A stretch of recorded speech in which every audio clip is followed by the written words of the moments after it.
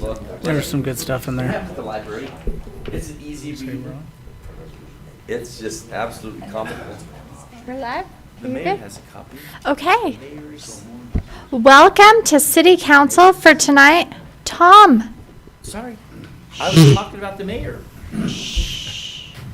for tonight, May 27th, 2020. We appreciate you all being here. And it's weird to have Dan steal your chair, so this is like a whole new. He's been severely reprimanded. I gave the eye. It's a little weird, so just know that. I got here earlier. Well, half the time Tom puts reserved for Tom signs on his own chair. So we will begin, and I haven't, with invocation by Pastor Rowe from Christ, or the Church of Christ. I didn't see him, and I didn't know if there was another representative. Okay, then will Councilman Adams give us an invocation? Sure. And then we'll have the Pledge of Allegiance led by Councilman Phillips.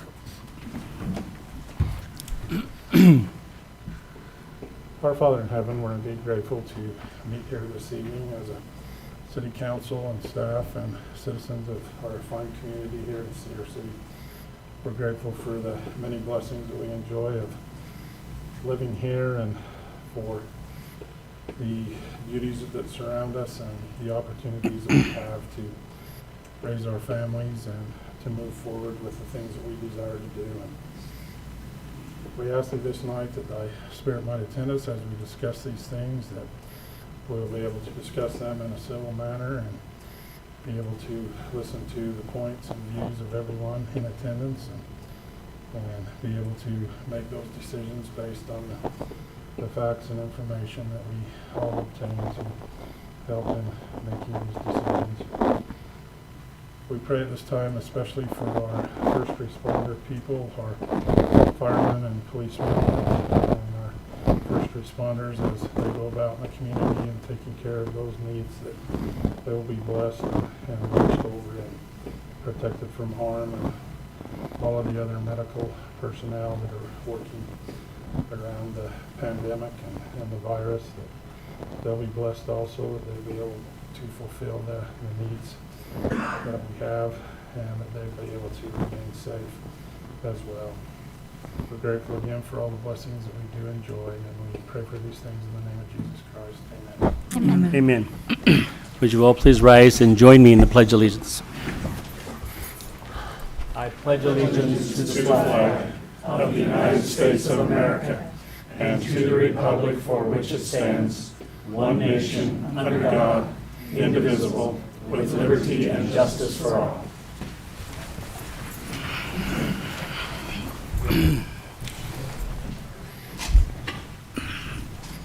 Things are good? Okay. We will now move on to our agenda order approval. Are there any items the council would like changed from the published agenda? And if not, can I get a motion to approve? Motion to approve the agenda. Second? All in favor? Aye. Okay, we'll go to council business. You took your glasses off, so I'm assuming. I don't know what that means, but yes.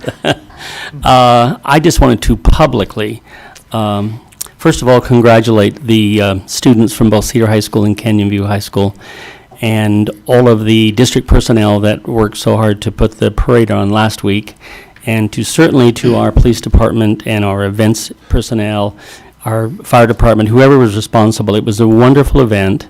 I think it gave us a great reason to celebrate, and we can all use that at this time, and it was very refreshing and very, very fun. So just congratulations to all those people that made that happen. So thank you. Our students may not be satisfied with a normal commencement. Exactly. Don't want to listen to that speaker after speaker, right? All right. Is there anything else? So a couple things. One, thanks to our, and I know, well, I would have saw Ken somewhere out in the hall, but to our parks department, leisure services, the cemetery looked beautiful for Memorial Day, and I know that the cleanup will happen in the next, I think June 1st, I think is. I was gonna say, I think it's June 1st. So if you left mementos, make sure you get those picked up before the June 1st date. And also, it was announced today that SUU will be, have an open campus this fall. So we will have the students back, and the excitement and life that brings to our community it's been weird this past Yeah. spring and now summer without students around. We get so used to it. And so that was a big announcement from SUU today that campus will be open. They're not exactly sure what that will look like. Part of the announcement was that Chick-fil-A would be open, which is a major thing. That's part of but the announcement. Oh my gosh. that's a big deal. Obviously. Okay, we will move on to our staff portion with our employees of the month from our different months. That's good. Are you guys here? Is JJ here? Mike, is JJ here? Is this Okay. because of the COVID-19 thing is why we've been delaying Is why this, we right? haven't, Yeah. because you can't recognize them properly over Zoom. So we decided to wait to recognize people properly for their hard work in person instead of over Zoom. So we'll do Kit with,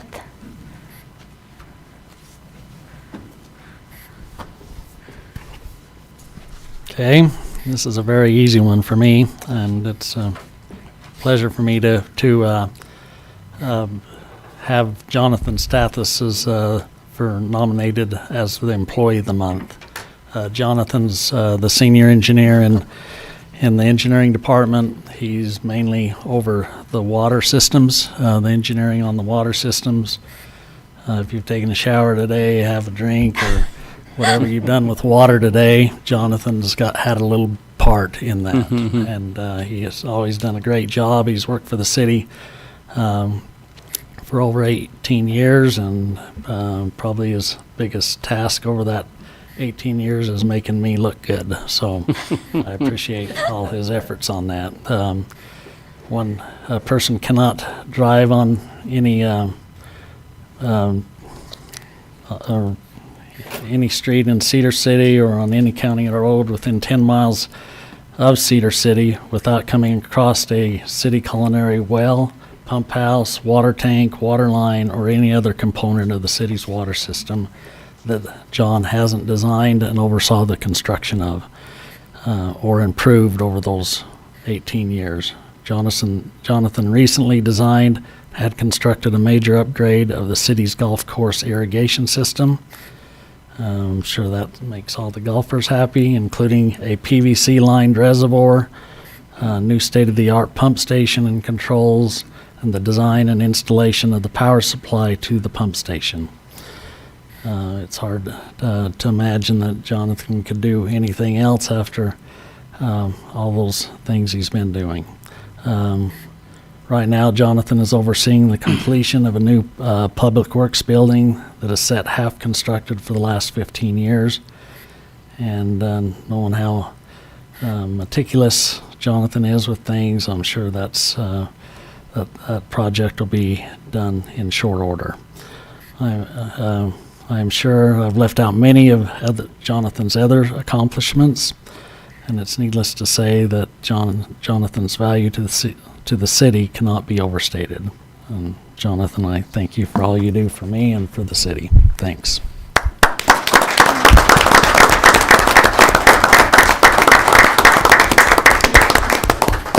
can Jonathan still shake hands? I would shake everyone's hand. No, that's weird. With elbows. Yeah. There you go, buddy. It's a Eat little it. air. Thank you, Jonathan. Thank you, We sir. appreciate everything you do for us. Thank you. Thank you very much. I enjoy working for the city. Thank you. Thank And he you. always has a smile. Yeah. He does. Go upstairs, always a smile. It's because he sees you coming, Tom. It would put a smile on anyone's face. All right, our next one will be the legal department. And that was for the month of April, correct? That was actually for the month of May. Month of May. We were off a month. Thank you. I was wondering, I was like, where is he going? Just making sure she's here. I want to make sure everyone gets to see her. So it's a pleasure to nominate Carrie Ann Coleman for Employee of the Month award. Carrie is being presented with this award because her work exceeds all expectations. Carrie has taken it upon herself to provide exceptional support and service in the legal department. She has quickly worked herself in the position of being the go-to person for getting time-sensitive projects completed. Her work ethic and attention to detail have put Randall and I in a position to effectively represent the city in all legal matters. In addition to performing her job at an exemplary level, Carrie demonstrates an extraordinary commitment to the city and its citizens. Working with the public is not always easy. However, Carrie's temperament and professionalism naturally tempers and diffuses difficult situations. The city is well represented by having her interact with the public. Over the past year, Carrie has effectively demonstrated her versatility as she seamlessly adjusted from the police department to the legal department. Her honest and authentic approach to life has been a source of inspiration and encouragement to other employees. It also makes her a very approachable person to talk to. The legal department is grateful to have her on board and hopes she never feels taken for granted. With that being said, it's an honor to present her to the mayor and city council as the Employee of the Month for the month of June.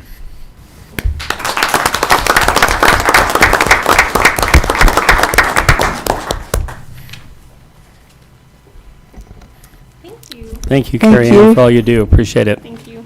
Little high five here. Congratulations. I know, I'm like, can't shake hands. Thank you. Enjoy your evening. All right. We will now have Ani.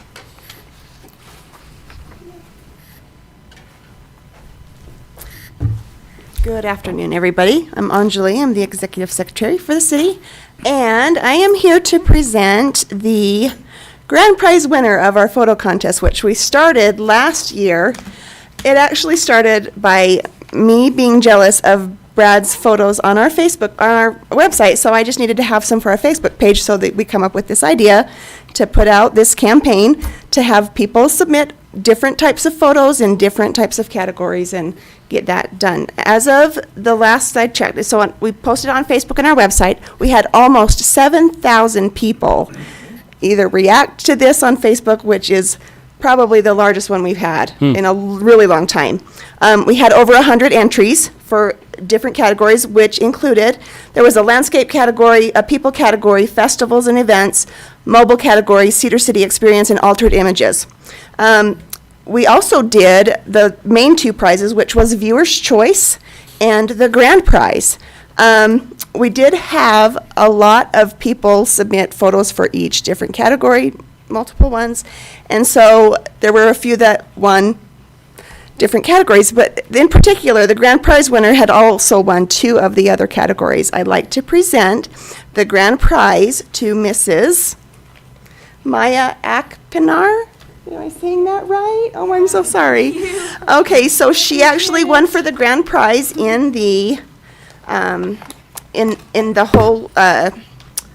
whole contest, and she also won for the festivals and events and the people's category. So, gift certificates and Wow. certificates all around. Congratulations! And in case anybody wanted to see, this is the Yeah. prize photo. Nice. That's pretty. Do we get to keep that?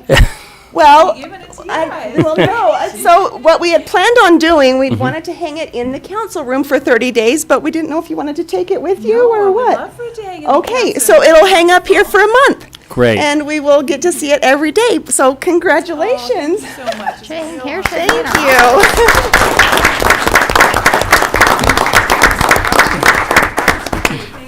Congratulations. There is a chance that we might steal it and hang it in our offices instead. In here, it's gonna hang somewhere, but I like it. Yes, thank you so much, everyone. I really appreciate it. not only was it obviously very popular, but also artistically beautiful, so. Isn't it? It's beautiful. So, Congratulations. thank you. Real honor, I appreciate it. And now we have Danny.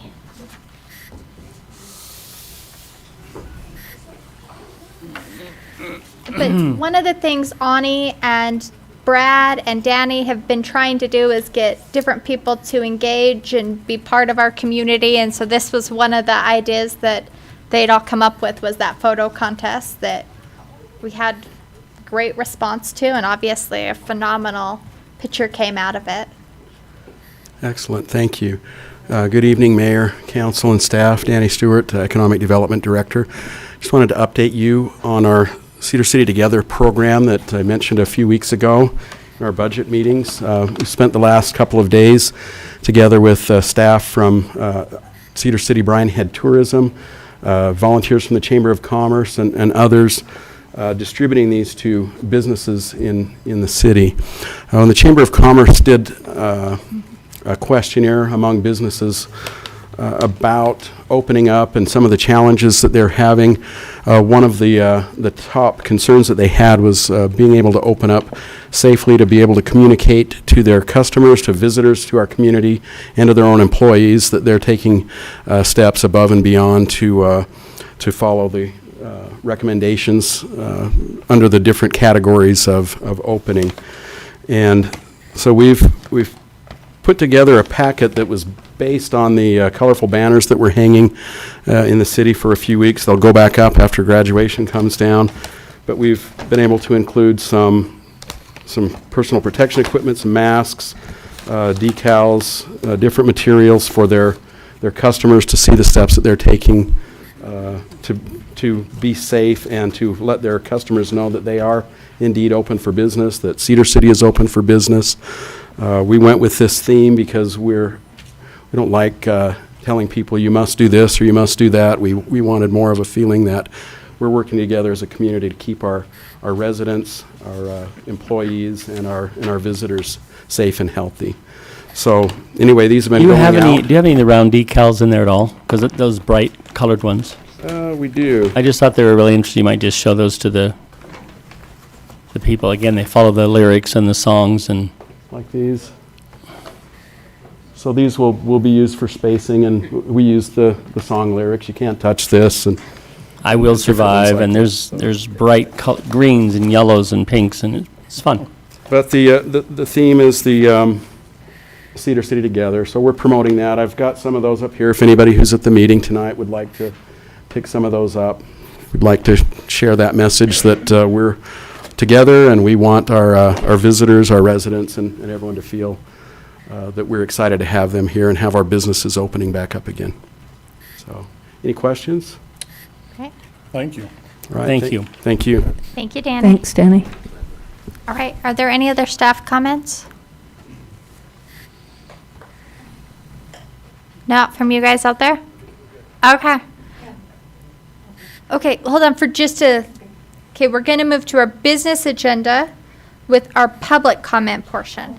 So if you would like to come up, if it's an item that's not one of the agenda items, come up, just state your name so we have it for the record. Hello, my name is Delise Tom. I'm the Cedar Band chairwoman for the Cedar Band Paiutes. I just want to let you know our convenience store gas station is about to open up soon. Probably they're stocking and all that this week, and then hopefully next week we'll do the soft opening. But we're going to invite the city council and everybody else to come out to our grand opening, probably late June, 1st of July. So I just want to let you know we are about to open up soon. So. It looks great. I've driven by and watched the construction in progress. Yes, I mean, I just live around the corner, and I'm like watching every little bits and pieces coming up, and I'm getting more and more excited. Just wait till they turn the lights on. You may not be so excited. True, but we have our trees around our house too. But I just want to let you know that we are about to open up soon. So, Wonderful. Thank you for the Congratulations. information. All right. Are there any other public comments? Yes.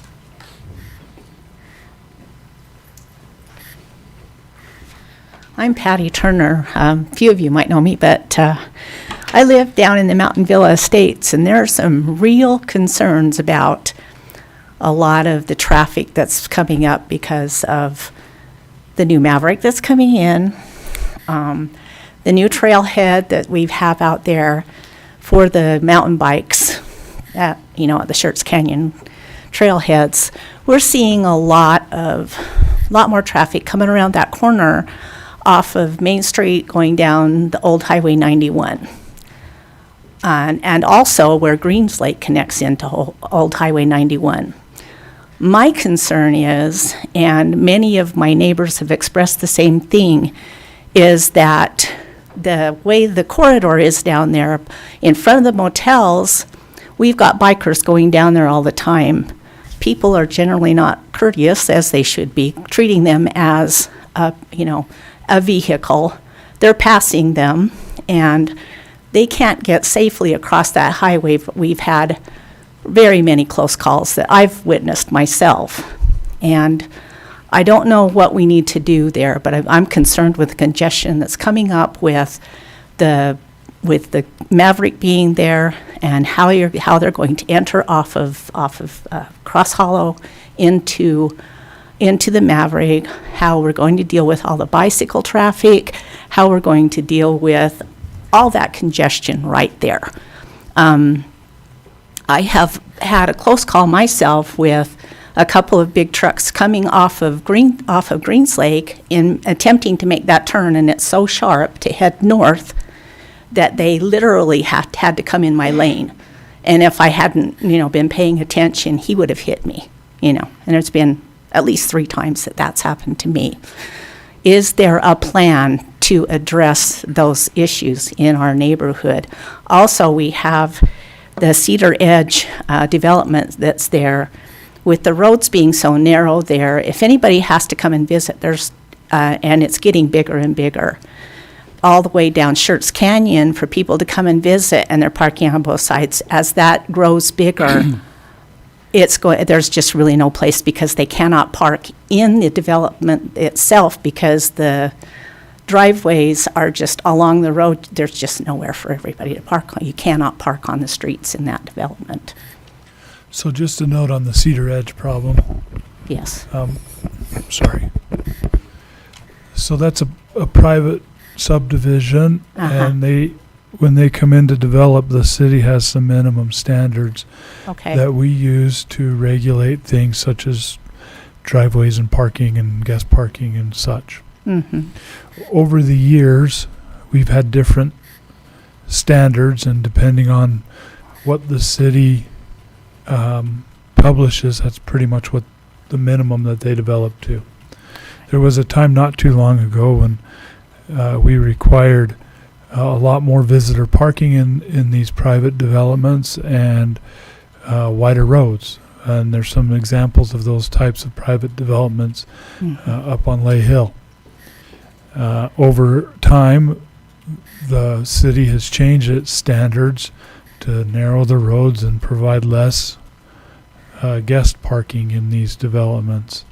We've been asked by a number of the council members to go back and revisit that, so that we could start discussing publicly whether it's the best policy to keep the narrower roads and less visitor parking, such as you've described, or to change back to a prior set of standards that would have had a little wider road and a little more visitor parking, such as we have some examples up on the hill.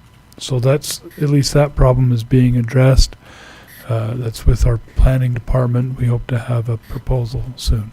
Okay, because we're just seeing more and more development out there, and we love it here. I mean, we moved here 7 years ago from Tooele, and we're just concerned about some issues that we're seeing. So, Kit, do you know, as we look at the master transportation plan that we will be doing and are doing as part of our general plan update, are we looking at the Green Lakes Road at all in that area? Because I think there is a real concern. I've had an experience at that very corner myself some time ago, but I am concerned with all the increase in traffic at that particular intersection. Yes, I've been out there a lot lately. I'll bet. Looking at that project and noticed how the traffic is congested there. And we're going to have to look at the Mavericks access plans and see how that's going to coordinate with our city streets out there. And hopefully we can create some sort of a intersection that would be more controlled than it is now. So, Okay.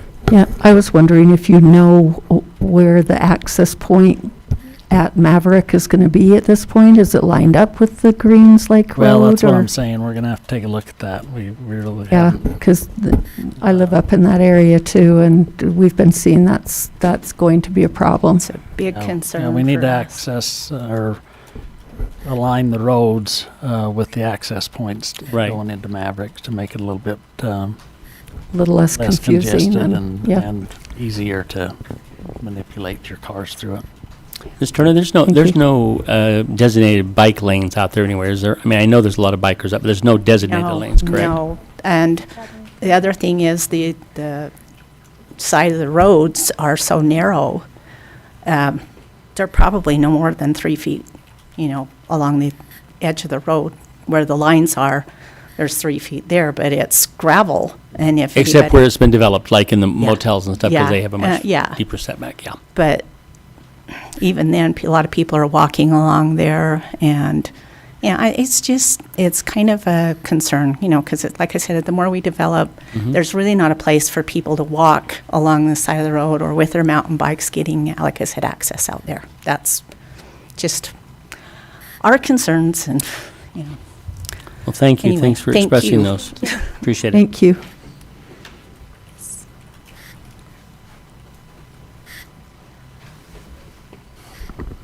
Name's John Peterson, and I just wanted to voice an opinion on the gymnasium project. Can you wait till we Yes. get to that part in the Yes, I didn't see it. agenda? I had one other thing that's not Perfect. to do with that. By the hospital, behind, there's a dentist's office with some, I don't know if you know where I'm talking about, but it's like a private building. I don't know if the city is in charge of the garbage cans, but we frequently have people there that are going through. It looks like they're trying to find medical equipment or something like, needles or something like that. Is So that, there's an optometrist? Yes. Yeah, so that's also a privately owned facility. We do not provide not? any Okay. trash service to them. Okay. Okay. Okay. Is there anyone else or anyone in the hall? Because I know there are people out there, but I can't see them.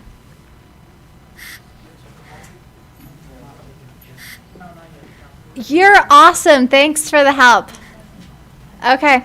Then we will move on to our public portion with our consent agenda approval of minutes dated May 6th, 11th, 12th, and 13th, 2020, and ratify bills dated May 15th, 2020. Approval of proposed street modifications along 800 West between Center Street and 200 South. Move to approve the consent agenda items. Second? All in favor? Aye. Okay. We will now move on to our action agenda with item number 4. Consider an ordinance amending the zone from R-3-M to SHD for several parcels located about 250 south between 300 west and 450 west.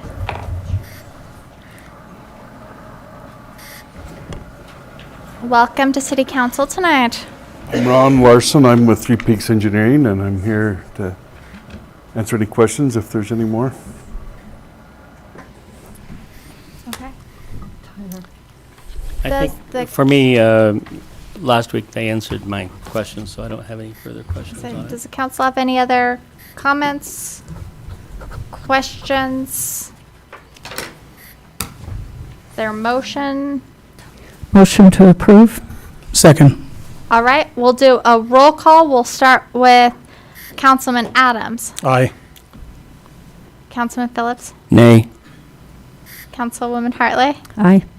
This is weird not just being able to have you all go down in a row. Councilman Melling. Aye. Councilman Isom. Aye. Okay, so that passes 4 to 1.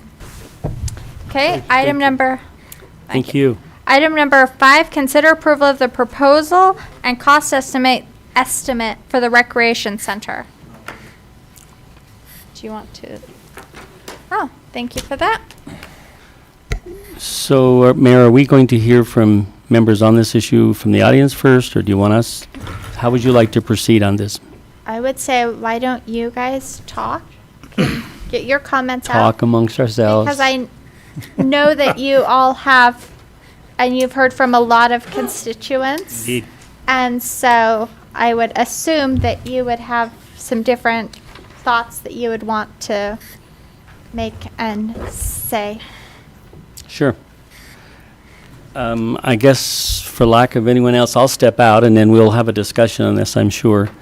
Thank you, first of all, for all the people that have reached out to us, and there have been a lot of you. Many of you in the room, and there's a lot of others that aren't with us tonight, but are probably watching us and streaming this. I think back when we first started talking about this, and I don't know the exact timetable, but I know we had some active discussions on this in January.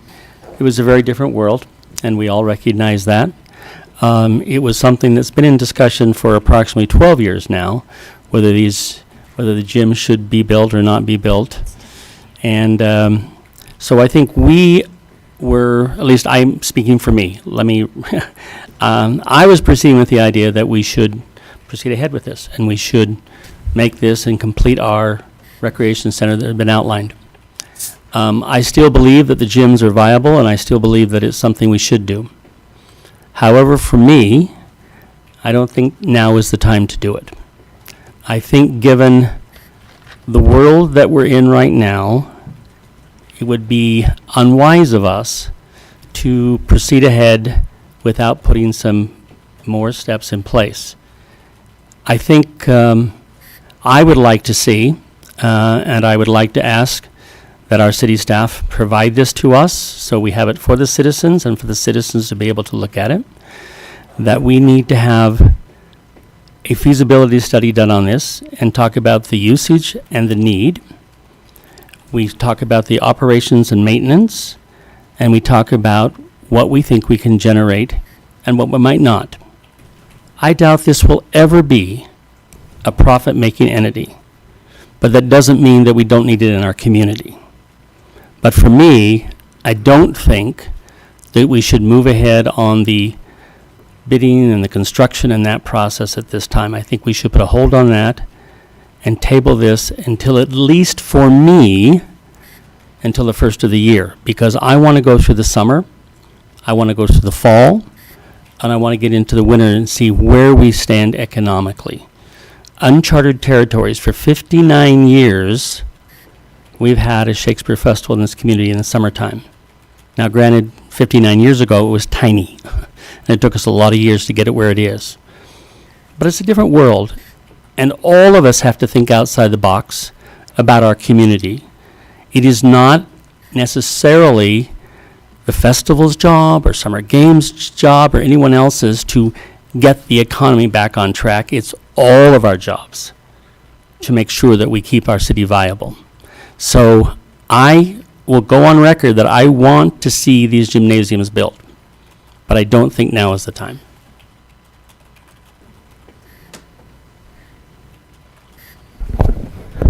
Well, I'll go next, and I echo Scott's sentiments mostly. I do believe that we should do the gymnasium. We've been planning and preparing, promising the community this gymnasium for a long time right now. But I also am worried about where we're at in the economy. I differ a little bit on Scott as far as putting a timetable, an exact timetable on it. I think where we're mostly favorable for building this gymnasium, and we feel the need and the want in the community, some of the stuff I would like to continue forward with. Do I want to get bidding and construction right now? Absolutely not, because we need to see if our economy is going to rebound, recover like we hope and think that it will. We did get some sales tax numbers this week. And March. I'll go over those, unless you have them. I was gonna say, I'll provide all that for the public as well. Great. Okay. Okay. She can give the exact numbers, but we were up 17% year over year. A lot of people are hurting. A lot of businesses are hurting. A lot of businesses are doing well. Utah and Iron County and Cedar City is very diverse economy. And we want to recognize and feel for those people that struggle, especially in the tourism, the accommodations, food services, retail. We recognize there's an issue there, and so we want to hit the pause button. But we have already contracted with the architect. I would be in favor of him continuing through that process and then reevaluate some of the things that I want to see. I want to see what we predict the operating maintenance is going to be. We've kicked around what kind of personnel and whatnot we think, but we haven't put a pencil to it. I would like to see that. A little more detail on what our programming is and what kind of revenues. I echo Scott's sentiments. It won't ever make money, most likely. Recreational centers don't, swimming pools don't. That's why the private industry doesn't build these things, because that's why government does provide these recreational amenities for our community, because our citizens like it and enjoy it. And so we're not looking for it to be profitable, but we need to analyze and look at those numbers and make sure that it's something that we want to expend in our community. We do have an issue as far as like looking at funding sources. If we let Paul Bittman go ahead right now, in June, he can apply for the CIB funding. We can get an idea of what kind of financing options we have, what the costs would be. It doesn't commit us to do anything, but it allows us to continue the discussions and the public input and whatnot to talk about how we should finance this. Let's see, I already talked about the architects, so that's kind of my sentiments on it. I'll chime in now if that's okay. I work with businesses in town and have been through this whole ordeal with them trying to find relief for funding and keeping businesses going. There is an incredible resiliency in our small businesses, and our recovery from all of this will be a function of the strength of our small businesses. So anything we can do to help them, I think would be worthwhile. I don't know, my mother raised an optimistic boy, and I don't like to continue to look at dark clouds and presume that that's our future. I don't believe that, and I would like to look forward, do something to continue this process. I too have questions that are still remaining. I want a full budget for O&M. I want to understand how the breadth of programming that we would get from these gymnasiums would impact the revenue sources. There would be offsets to that O&M. And those are just two requests. But I, for one, want to encourage our city manager and our financial people to pursue CIB funding and see just what kind of rates we can get on whatever size that funding is. I don't want to press the brakes too hard. I'm willing to pause, but I, for one, really believe that this kind of nearly shovel-ready building opportunity will be a boon to our economy, and I believe it will be a boon to our citizenry. So that's where I am. I can pause, but I don't want to wait till the beginning of the year. I want to watch it proceed very carefully and do what we've done with the rest of the budget. I want to approve the budget as it's been preliminarily presented to us, but watch it just like we're going to watch everything that we do between now and the first of the year to see what adjustments we have to make everything viable for the city. So that's my opinion. Okay, I'll throw in a little bit more. They've covered a lot of the points I have as well.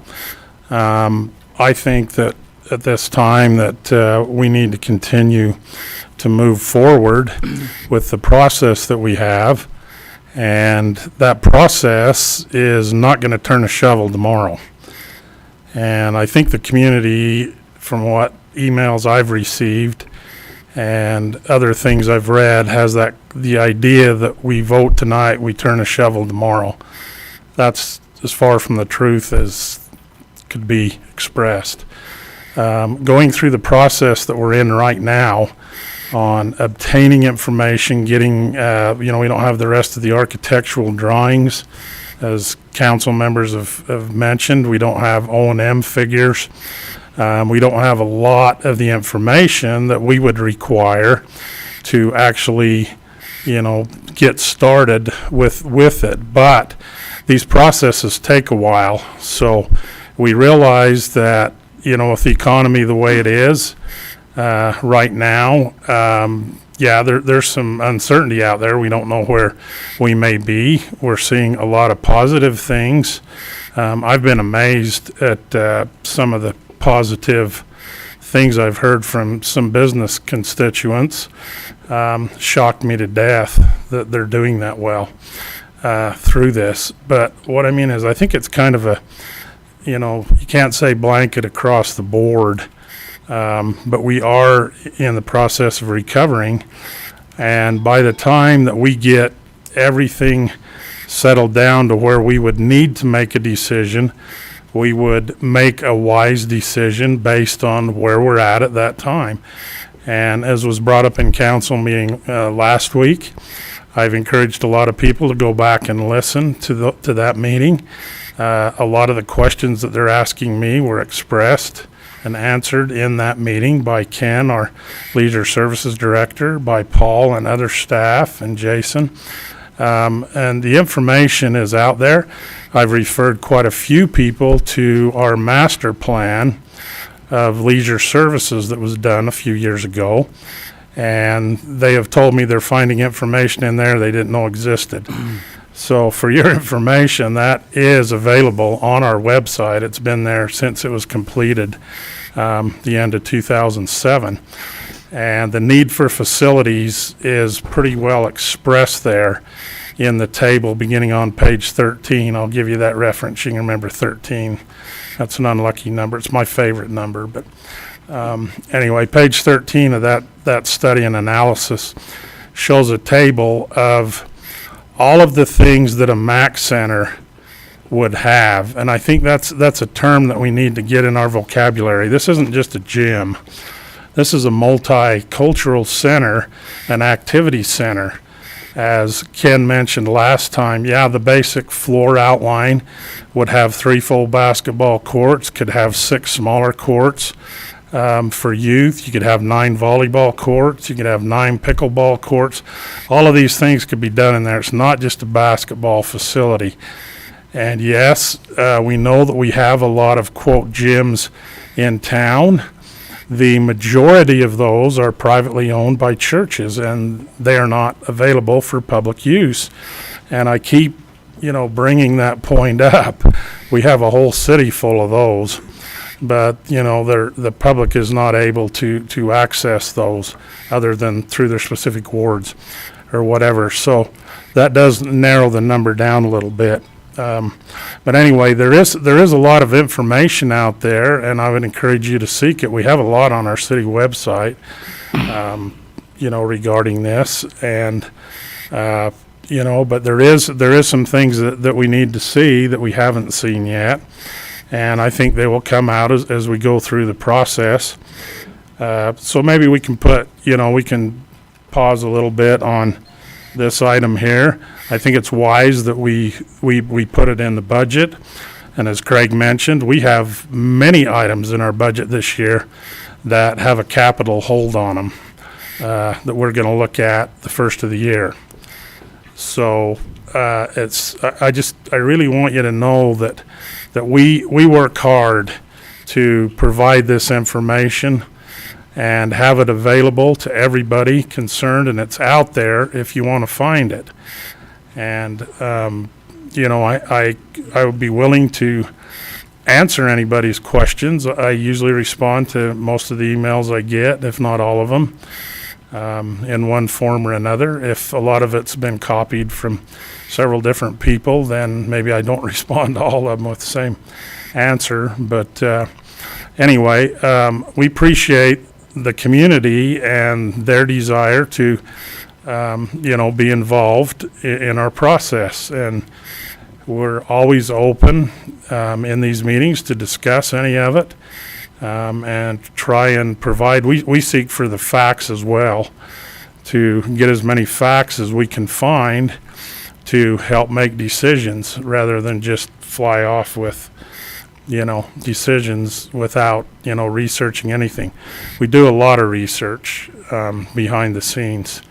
This is not a 2-hour-a-week job by any matter. I can testify to that. I've been on the council for 10 years, and the amount of hours I've spent working on projects and trying to help the city has limited my profession, but I decided to dedicate myself to providing and getting information for my council position, and that's what I've done. And I appreciate the support, and I appreciate the community trying to work together. There's lots of different opinions out there. You realize we have over 30,000 citizens, so when we have a group of 20 or 30 that comes to council meeting, that's a pretty small representation of our community, as a whole.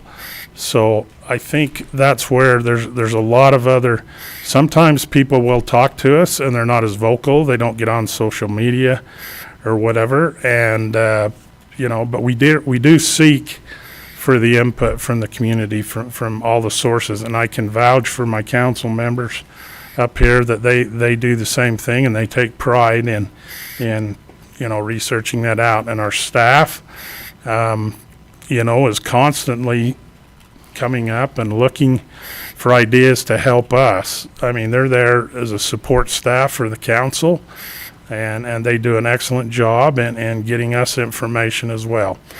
So anyway, that's about all I have to add. Great, thank you. Yeah. I have to get back to work. Is it at all possible that the public comment is going to be had on this? And if it's possible, could I speak before I have to get back to work? Can we let Councilman Melling say his, and then I will We already do? know what he said. I'll keep mine brief. As stated before, I differ from my fellow council members on many aspects of this issue. I did want to highlight, I have received, almost 24, well, since this writing, I think I'm at 26 email and social media messages now, lots of phone calls and texts. I did receive one text in support. I think it's mostly because I'm 5'6" and I don't hang out with people who like sports. But other than that, I mean, almost everybody took one of three positions. Either no gym should ever be built by the city ever, right? Or number two, I support the gym, but right now is simply not the time. And three was kind of the most prevalent, put a gym on the ballot, just like the Aquatic Center was 12 years ago. I tend to be in that third camp as well with recreational amenities, and that is where I would prefer this kind of discussion is on the ballot. However, that's not the way it always works. I would be inclined to support any measure that would put this on a ballot or table this at least for some time. I do think by tabling it, it does not address the concerns of those who would like to vote on it. but it does address the concerns of those who are worried about the effects on the economy of missing out on Shakespeare and summer games. One of the things that I would like to touch on real quick too was the statement that this may not, it will not likely be a money-making operation. I have received a number of comments about kind of that social impact, and if we are in the business of losing money on recreation for certain social goals, we need to do it in a way that helps those most at risk. I've received a lot of feedback on expanding the number of courts we have in our parks. There are a lot of much snowier places than ours that have basketball courts in every city park, and those kids who are not yet old enough to drive and who are home alone after school, parents working, those are the ones we really want these kinds of amenities for, and I would support any measures as well to help spread out the amenities a little bit so that the kids who really need the access can have that access closer to their homes rather than having it all centralized in one spot. Those are my thoughts at this point. And I'll let Milt get up since he looks like he's itching to get up here. We'll do a few public comments on this if it's something different from what was discussed last week. Thank you, Madam Mayor. Thank you, Councilman. First off, the first thing, But you still have Milton to McClellan, sorry, I'm so sorry. You know Mayor. I'm going to stop you right there. Milton McClellan, Cedar City. First off, we need to thank the council for their willingness to hear. That's an important thing, and I know that several of you have had conversations with lots of people, and that means a lot to us. I would like to rebut Councilman Adams a little bit. Just because there's only 30 people here right now, it's not an indication of how invested lots of people are in this. I took off time from work to be here. I'm actually running back to work right after I'm done with my comments. So to say that 30 people does not represent the people is not true, sir. There are plenty of people that will be here, and we will continue gathering them, and we'll continue rallying them until, frankly, we defeat this. You took that entirely wrong. I did, but I also know how people would take that. No, well, yeah, you took it wrong. Okay. What I meant was, we generally have a group of 30 people, and all I meant was, there's a lot more citizens out there. And then you said that... And we're hearing from all different aspects of them. They may not come here. Frankly, I felt like you minimized the effort of people coming here. No, so that's not at all what I meant. If you didn't, then I take that apology. Here's the thing. You guys talked about it not being a profit-making thing, but what about the profit-killing side of this? We talked about every single entity that this business will entail. CrossFit gyms, events, multicultural center, all of these things. And how many businesses in Cedar is that going to impact? Because I guarantee you the city can undercut every single one of those private businesses. I am a private business. I have to compete with the government all the time. The fact is the government can charge way less than what I have to charge to keep my lights on. And frankly, fighting with the city is not what citizens are supposed to be doing. We're supposed to be running our businesses. But if you guys install CrossFit equipment and gym equipment and all of these other things, all of a sudden every business in town that's privately owned now is competing with the city. That's not okay. That is not what you guys were elected to do. You were not elected to kill profit in this city. And that is what will happen because this thing will have so many amenities that people will want to use it. And that's great. But to respond to Councilman Hartley, just because citizens like something doesn't mean citizens get it. This will possibly be the biggest bond in the city history. And if that's the case, it absolutely should be on the ballot. It was taken off the ballot 12 years ago before I was a citizen in this city because the city knew it wasn't going to pass with that on it. Put it on the ballot and let's have a real discussion about this. Thank you. Regarding that real discussion, let me just point out that we haven't done a proper job of giving you access to the plans and other things. And that inflated number that is floating around as to how big this project is was misinterpretation of information that was provided. Even if it's the 6.2, it's still possibly the largest bond the city has ever had. Not true. No, not even This close. building, parking garage, Heritage Theater was much larger. Was it balloted? Yes. Was it balloted? Good. So we have a standard that shows that those kind of things should be on the ballot. No, this was not on the ballot. Sorry. This building, Should the be. parking garage, the theater, and this I have to building get back to work. I apologize. was They a should sales tax revenue bond. But let me just say that in a meeting before this meeting, I've lobbied to make sure that that you all have access to the details. We want you to see the same details that we're plowing through and understand the perspective. So we do have a job to do there, and I know that Brad was planning to put those up on the website. Okay. All right. But we'll get you there.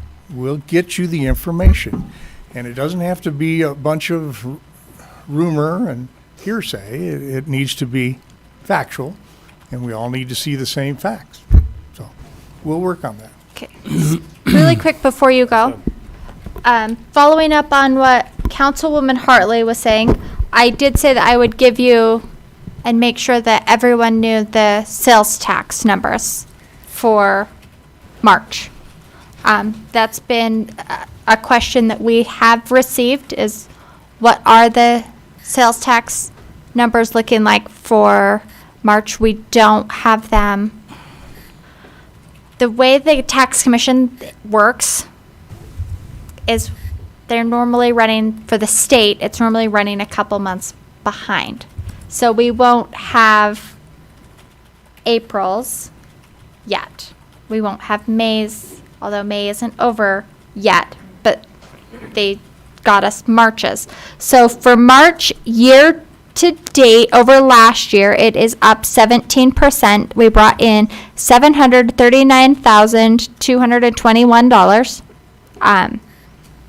The wrap tax year to date is, year to date is wrong. For March, it is up 18%, and it came $69,096 or what came in.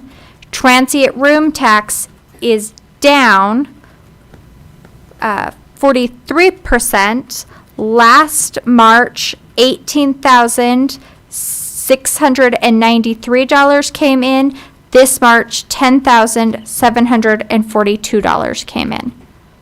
So that is so everyone has that information as to kind of where things sit on sales tax and that and these are the most up-to-date numbers we have received and all of the numbers we have received from the state at this point. And now you can talk, as long as you say your name. I don't want to.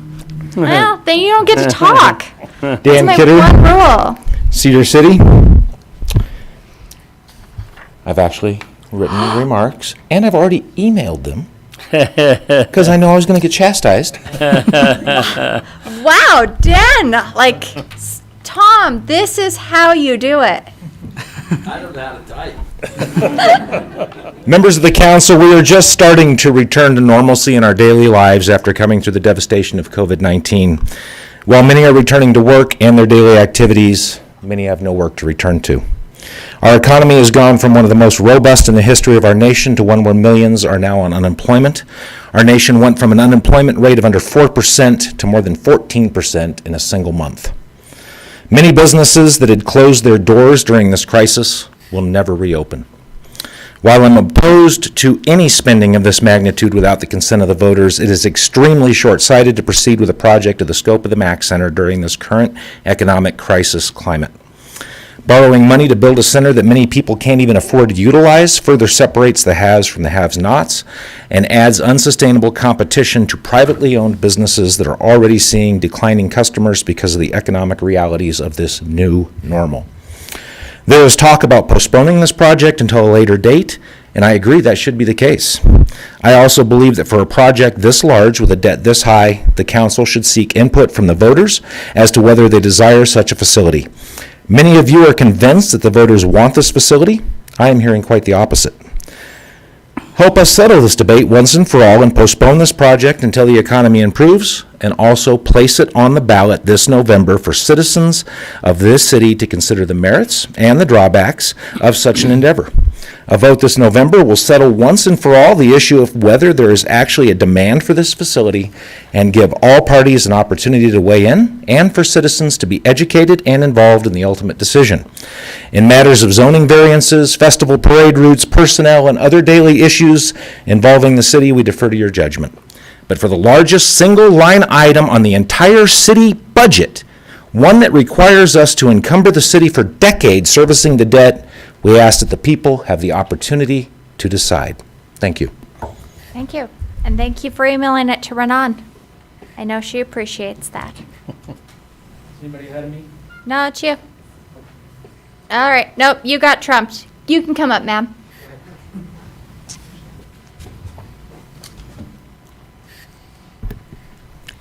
I have lived here. Will you state your name now Okay. for us? My name is Dixie Tiankin.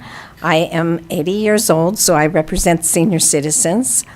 I also represent teachers and administrators in schools because I have been both.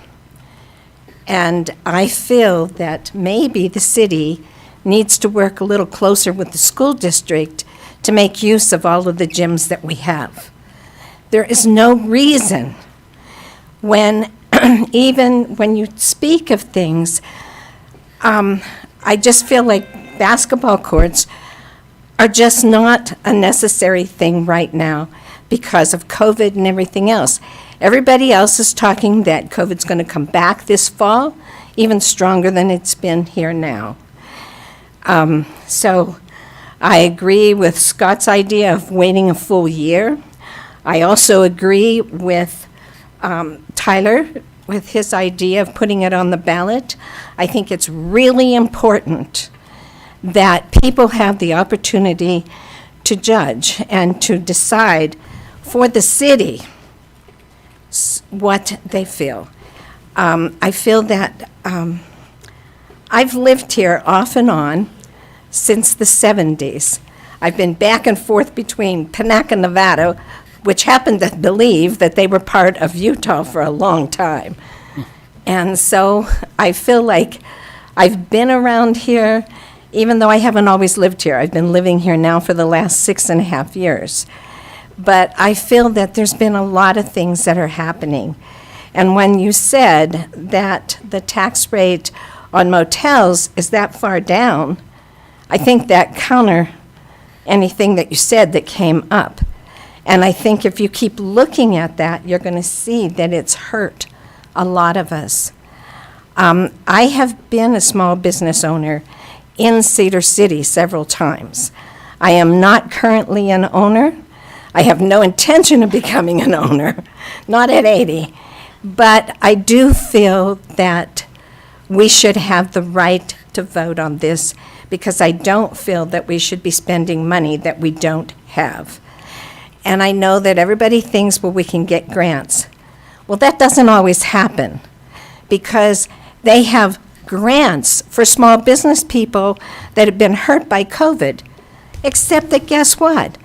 The little small business owners that are mom and pop operations have not been helped at all. They're looking at people that have employees. Mom and pop operations can't afford to have employees, but they've been hurt the worst. And I think that we need to think of all of those things before we worry about a gymnasium. And when you talk about a gymnasium, there's been something that I've heard people want for a long time. That was soccer fields and an indoor place for soccer to be practiced for children. And another thing is, when you talk about recreation and the city having things, you want to charge money for it. There's a lot of families now that can't afford to pay even a nickel for the use of a gymnasium when there's all these gymnasiums here? So let's think about some of the things that don't cost a lot of money. You know, a field doesn't take very long to get it ready for soccer. It also, if we have all of these gymnasiums, why in the world isn't somebody talking to the school districts and trying to find out why some of these gyms couldn't be used in the wintertime for soccer practice for these young kids? And I don't think we need to worry about money to spend because there isn't a lot of money to spend. Oh, thank you. All right. My name is Stephen Gwynn. That's all I'm supposed to say, right? Yeah, you just have to say your name. You have to say your name, you have to be respectful, and you can't swear. Those are the 3 rules. I could do that. Okay. I just want to let everybody know a little bit of where my general positions are on this. My wife's a professor at SUU, so she's underpaid and overworked, but she's an education professional. She teaches future teachers. And we are currently house hunting, and one of our biggest difficulties has been to find a home with an adequate backyard for physical play for our children. Because according to her, the expert, and actually also according to some of the Iron County School District administration that I recently asked or confirmed that with, not that I doubt my wife, but I wanted to ask them too, that physical play apparently is even far greater than I ever understood in our children's academic development. I never knew that until recent research, that physical play is important to academic development. So we have an issue with a lot of townhomes as people try to build more affordable housing here, that townhomes don't have a backyard. A lot of those don't even have a common play area, though some of them do. So for me, the issue of when does the government step in and create recreational facilities to benefit its citizenry is kind of a lot like, well, when does the government step in and create a school? I mean, there are some private schools out there, but when public schools started, there really weren't. It was either the government did it or it wasn't going to get done, and our children were going to hurt because of it. My family and I don't attend the aquatic center very often, quite frankly, because our budget is tight, and the cost of the aquatic center is about the same as the cost of the gym. In fact, I think it is almost exactly the same as retro. I think some others are cheaper, some others may be more. So we battle a little bit between those in our philosophy. I would like to speak pointedly to the information aspect that Councilman Isom brought up, which I think is really, really important. And I think it needs to be examined more closely and more thoroughly in the near future. Councilman Adams, the reason why we feel that a shovel's going to turn tomorrow is because the mayor sent out in her newsletter that the groundbreaking date was in this summer.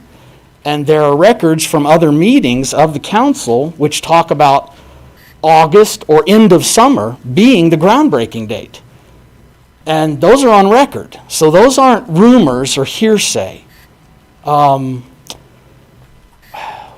of the reasons why we are concerned that government is maybe overreaching is there are several statements, and there have been several statements by city employees. I think Paul made them once that I read in a news article, that this is something that has been owed to the citizens for 12 years. We promised it 12 years ago. Well, that's not exactly true, because 12 years ago, the citizens, it wasn't put on the ballot, and the citizens didn't vote for it. And I'm not a lawyer, but if I understand my state law correctly, which I probably don't, but as best I read, those types of bonds expire after 10 years. So 2 years ago, the issuance, the right to issue a bond for the aquatic center, had we not already issued all the bonds and done it all, had we had to be delayed or something, that authorization's expired. So to say we're authorized, we have a go-ahead to do this already from 12 years ago isn't quite accurate. That's all over and expired and needs, well, not that this type of bond needs a new vote, but there's not a standing authorization from the people existing from 12 years ago. So, other information. You had mentioned that there was a long list of amenities on the Mac Center. And you're right. I mean, I listened to last week's meeting, and there were some, I want the pickleball courts. I really do. And not that I could afford to go in there, it depends on how much it costs. But my dad introduced me to pickleball last year, and I loved it. He's 81, he plays pickleball whenever he can. He introduced it to me, I thought it was great.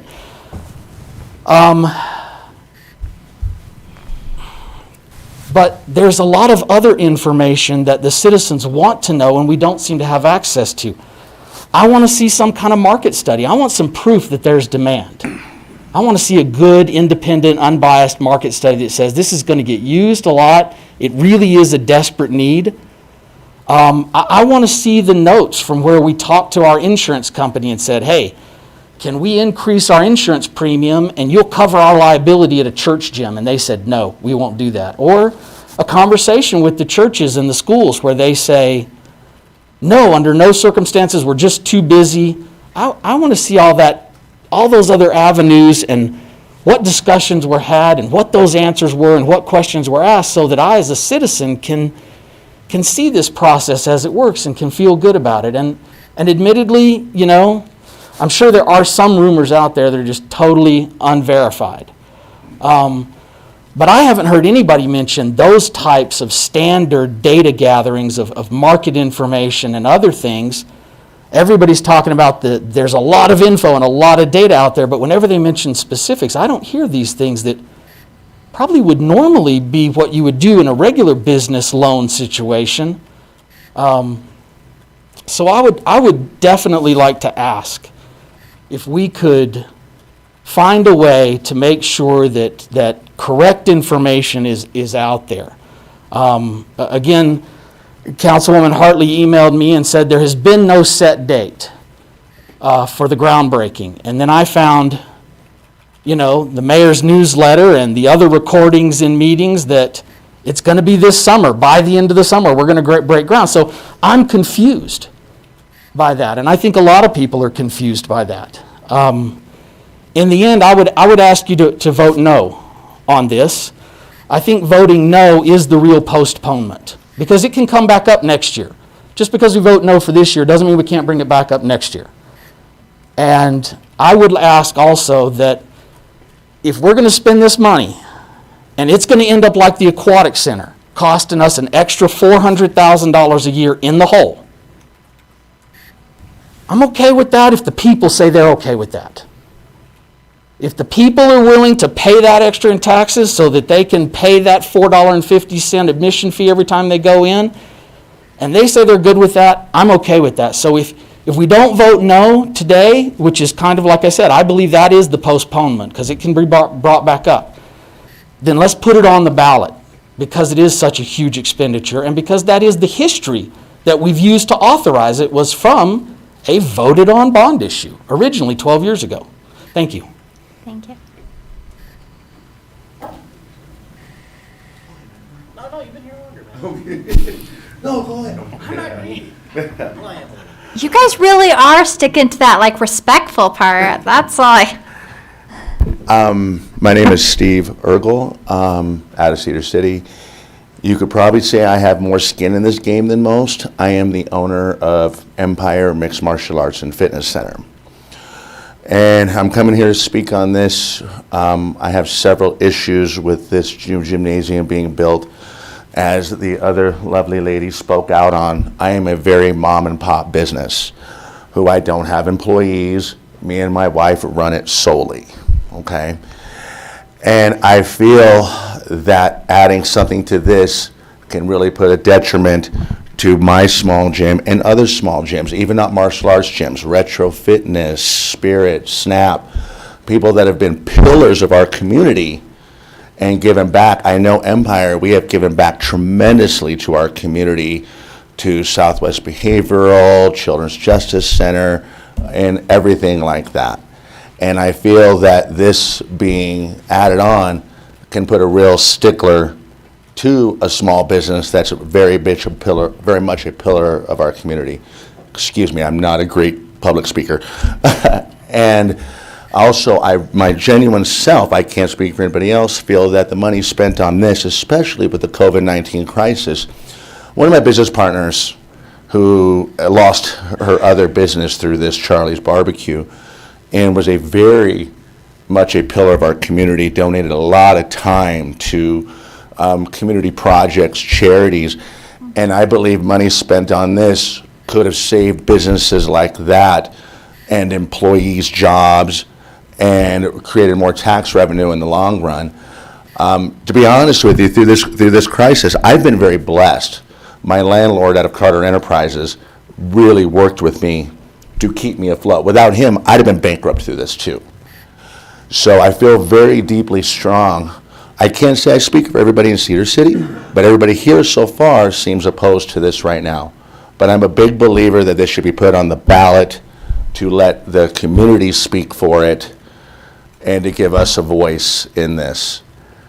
Thank you very much for your time and your effort. Sir, can you tell me where do you currently do your martial arts? We are at 890 West Industrial. Oh, okay. Yep, right under by the overpass. Like I Yep. said, we do I don't know if anybody's heard of us or not before. We are a small mom and pop business, but we do a lot for our community too. And I really want to reiterate, I feel that the give back we've given to our community, it's kind of a kick in our pants to be competing with the city for a small revenue. And I think other gym owners can feel the same way as I do, even if they're not a martial arts gym. Places like Retro, Snap, and Spirit are all locally owned businesses too that deserve to thrive also. So thank you very much for your time. I appreciate you.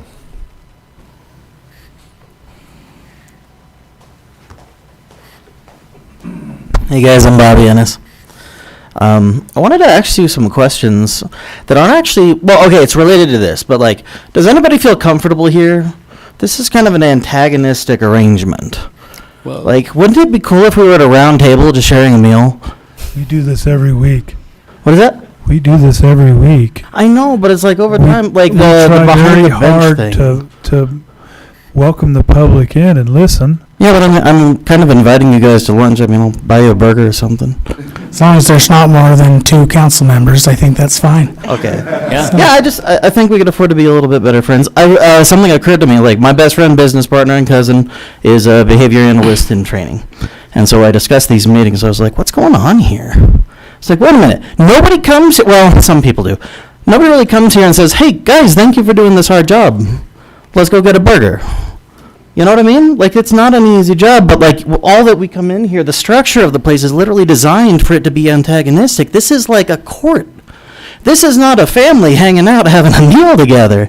This is kind of screwed up. We can change the structure of this, and I think we're going to get along a lot better. You don't think we get along? I thought we were friends. Not as much as we could. I think we I'll can do bring better. potato salad next week. Okay, I do curry fried chicken. Can I bring that? Can we do that? Do we want to do like a family potluck? Okay, all right. I would like to put not this in the ballot. COVID-19. Okay, fine. Once it's over, can we do a potluck? Sure. Okay, cool. And I would like this to be put on the ballot for, well, these guys are better articulate than me. But this thing, I wanted to bring this up to you guys because it's like maybe we can like do this more together-y thing that would be just good for us. Okay, cool.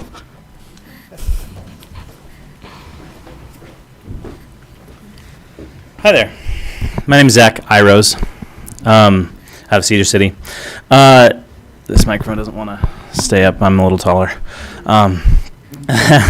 So I have a couple things that I wanted to say. I have been a student here at SUU. I've also been an employee of different places. I've been an entrepreneur, a number of different things that I feel like I represent as a citizen here. And one of the main things that I think is really interesting is how many people are here and talking about wanting to put this to a vote for the citizens. And because I think, just like so many other people have already said, with this type of budget, with this type of effect on the community that affects not just the small business gyms and different things like that. It affects the entire economy because those taxes are going to be raised for everyone, increasing prices all across the board, and then everything in town becomes more expensive. And for many people such as myself, I'm a husband and father of 4 small children, and so for me, going to the aquatic center, I love that. I love to be able to do that, but I can hardly afford it. Because for me and my family, most of the time we're getting close to living paycheck to paycheck, if not paycheck to paycheck. It's very hard in today's economy as it already is. And with COVID-19, it was nearly impossible for us to do anything like that. If there was a public park, absolutely, we would utilize that because it doesn't cost us anything. It doesn't cost the city more than it's already expending for those things that are already there. And so right across, the picture we're looking at right here, right across the street from there, the city has a huge park with lots of field, just open grass that's nice and flat, perfect for soccer or football or a number of other things, but there's no goalposts. I think that's the No, middle that's school. not ours. That's not ours. The middle school property, that's the school district. Okay. Fine, fair enough. The point is, Discovery is Okay. ours. right. So yeah, so Yeah, I understand. So, yeah, which is fine. Either way, the Main Street Park, for example, yeah, there's a few trees, but like you could easily section off some of that area. There's several other parks in town that you could, tear a couple things out and lay some concrete and just paint some lines on the ground and throw up some basketball hoops. It doesn't have to be this huge expensive thing that will saddle the citizens with additional taxes, competition, a bunch of other things. And so for me, I don't see why this should continue without the say of the citizens. And one of the other things is to speak to the sample size of 30 people in college level statistics at SUU. You can take the class. 30 people is actually as good of a sample size as 300, as 3,000, as 3 million, statistically speaking. So if there are 30 people here who are saying, hey, this is a problem, that's actually a good enough sample size, statistically speaking, to say this needs to be put to a vote, not voted on and just done without the citizens say so. And I think that's exactly why all of you go into government, and all of you, are here because you believe in the process of democracy. And if you're not going to allow us as citizens to have a say-so, then you do not belong in those seats. And we vote you in so that you can make the decisions to speak for us. And if you are not going to listen to the citizens, that's a problem. And there's a lot of citizens here who are saying this is a problem, that this is not on the ballot, and this needs to be on the ballot. Thank you. Mr. Hyros, could I ask you a question? Do you use the Lake on the Hills or any of the city trails that the city has around town? Yes. Because those are all free. There's Yeah, no charge. absolutely. And Okay. and like 2 days ago, we had a picnic in the park over by the Canyon Park. We utilized those. My kids played in the little stream that's not part of the city, or it's not part of the river, right? But it comes off of that. It's fed by that. Yeah, we utilize that kind of thing all the time because it's free. It's not. I couldn't afford to pay for a membership to a gym that I don't work out a lot, as it is very clear anyway, right? And so the need for me is like, I don't have a need for another gym, period. So like, great. And I know I'm not speaking for everyone. I know that there's a lot of people here who look like they're fit and they exercise and do those things. And I get that fitness and that exercise running and chasing my kids through the park, right? And I feel just as sore as probably some of you, probably more so because I'm so out of shape. But the point is that those things, again, those are free. And I utilize those as best I can. Good. having something else that would, A, cost me money, would cause competition in the community, and that I wouldn't really utilize. Maybe my kids would, right? But they can also get that same thing from several other places in town that would help bolster the economy rather than saddle it with additional expenses and debt. So I don't see any reason why this shouldn't go to a vote to the citizens. I don't see any reason why if it's been a promise or whatever that's been something that we want to do for the community, well, we all know also that Cedar City has a fair amount of people that are coming in and coming out very regularly because of schools, because of different businesses and different things. So if we're not taking that into consideration, do we really think that with students, college students especially, who are here for 4 years, 5 years, or less in a lot of cases too, that population that we're talking about, they weren't here 12 years ago. A large part of the population here in Cedar City was not here 12 years ago. I wasn't here 12 years ago. So I don't think that whatever promises were made then, I didn't know. I don't know. And so for me, I don't see why this can't go to a vote now. Why that it absolutely should. It absolutely should go to the vote to the citizens to say, hey, here's the numbers. Here's what actually the actual budget is. Because it sounds to me like there's not a lot of hard numbers either. There's still a lot of things that need to be done for this to move forward in general. And as a citizen, I want to know exactly what's coming out of my pocket because I can barely afford to put money back into it. And so for me, I don't see why it shouldn't go to a vote, and I definitely don't see why we need any additional type of gym in the community. I just don't. There's numerous places that you can go that multicultural center. I mean, there's the multicultural center at SUU. If people want, you don't have to be a student at SUU to utilize those services. You don't have to be a student to utilize most of the gym facilities. You just pay just like you would in any other community, and that boosts the community as well. Isn't that competing with the private sector? Here's the thing. Even if that were true, even if it were competing with the private sector going to SUU, the thing is you could go to the private sector if you want to do that. If you want to support the private sector, go for it, right? But the school also has a lot of those facilities for other people, which is again another reason why we don't need something like that here in town. We don't need another something that's going to saddle everybody with additional debt. That's the thing, is even if that were true, it still doesn't change the reality of the situation for the vast majority of the population, in my opinion. Granted, I'm one citizen, and this is my opinion, but I think I speak for a lot of people that see this as, in a very difficult economic state, as a very frivolous expense, when there could be so many other things that could bolster the community, when there are so many other things that could substantially increase the likelihood that it's going to be profitable. That's the other thing. I mean, if we're talking about, you guys have said this is probably not going to be a profitable thing for the city. In what way does that help? It doesn't help the city. It doesn't help the citizens. Why is this continuing to be a discussion, I guess, is my question. So just a point to that, Cedar City runs a lot of operations that don't generate a profit. All of our free parks don't generate a profit. All of our trails don't generate a profit. All of the streets that we're responsible to maintain don't generate a profit.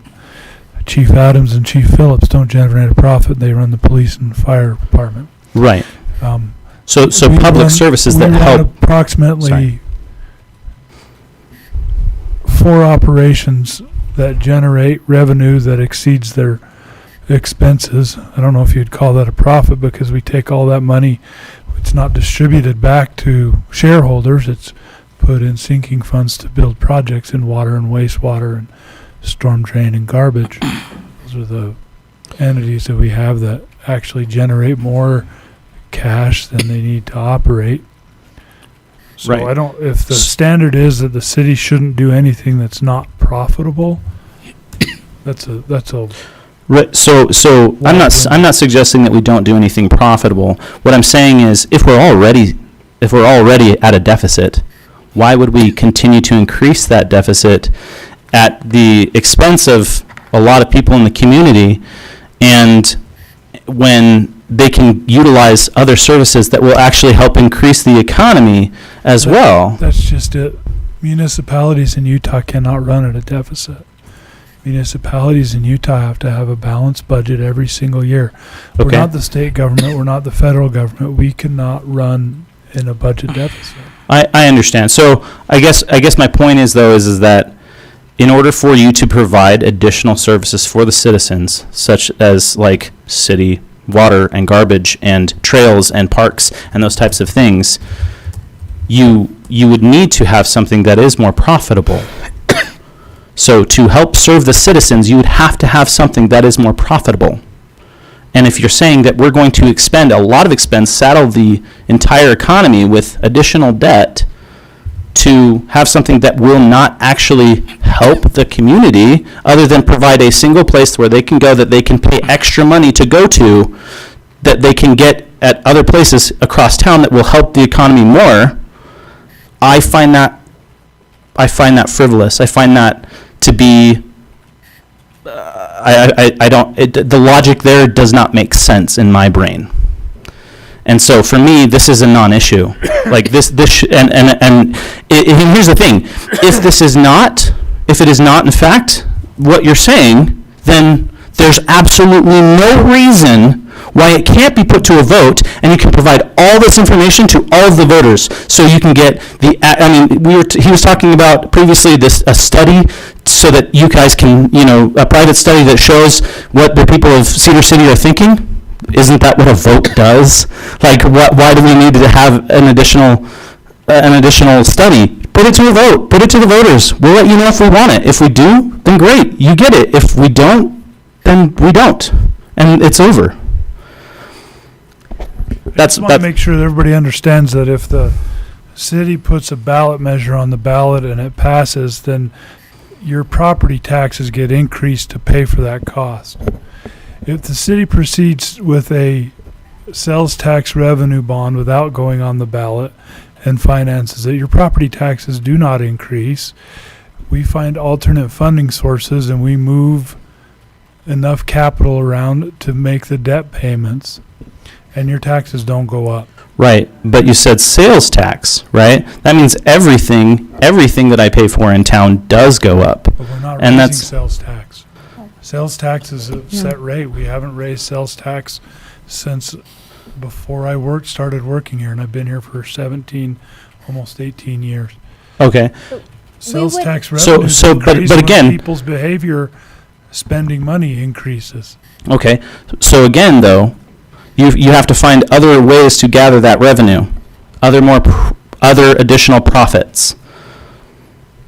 So again, we're getting into the same issue, which is we're building something that is not going to be profitable, that is going to, as a bond, sure, it wouldn't increase property taxes, but it would still saddle the city with a lot of debt, where those funds could be put towards other things, more public parks, more trails, more things that could actually serve the community, that wouldn't cost an additional expense just to go in and enjoy.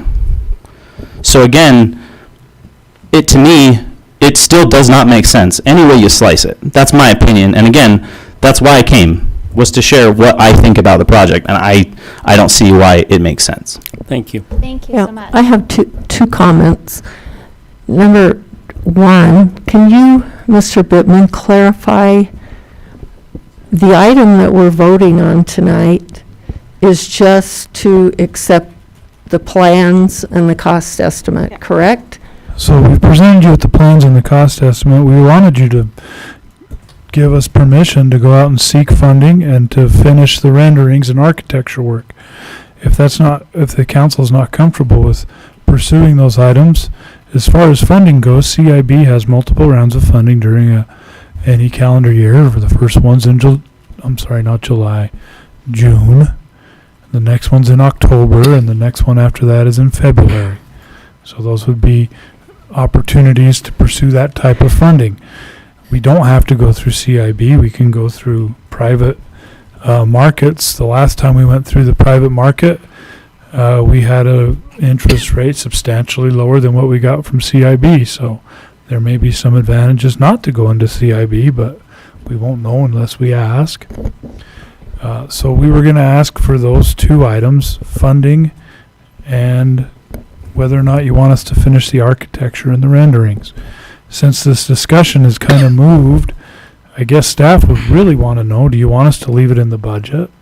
Do you want us to pull it out of the budget? Because the tentative budget's up for consideration tonight. We would like to have some direction on that, on whether or not it remains a budget item. If you leave it in the budget, realize that it's going to be a placeholder in the budget, one that if we decide to move forward, we would have to go get the funding for it.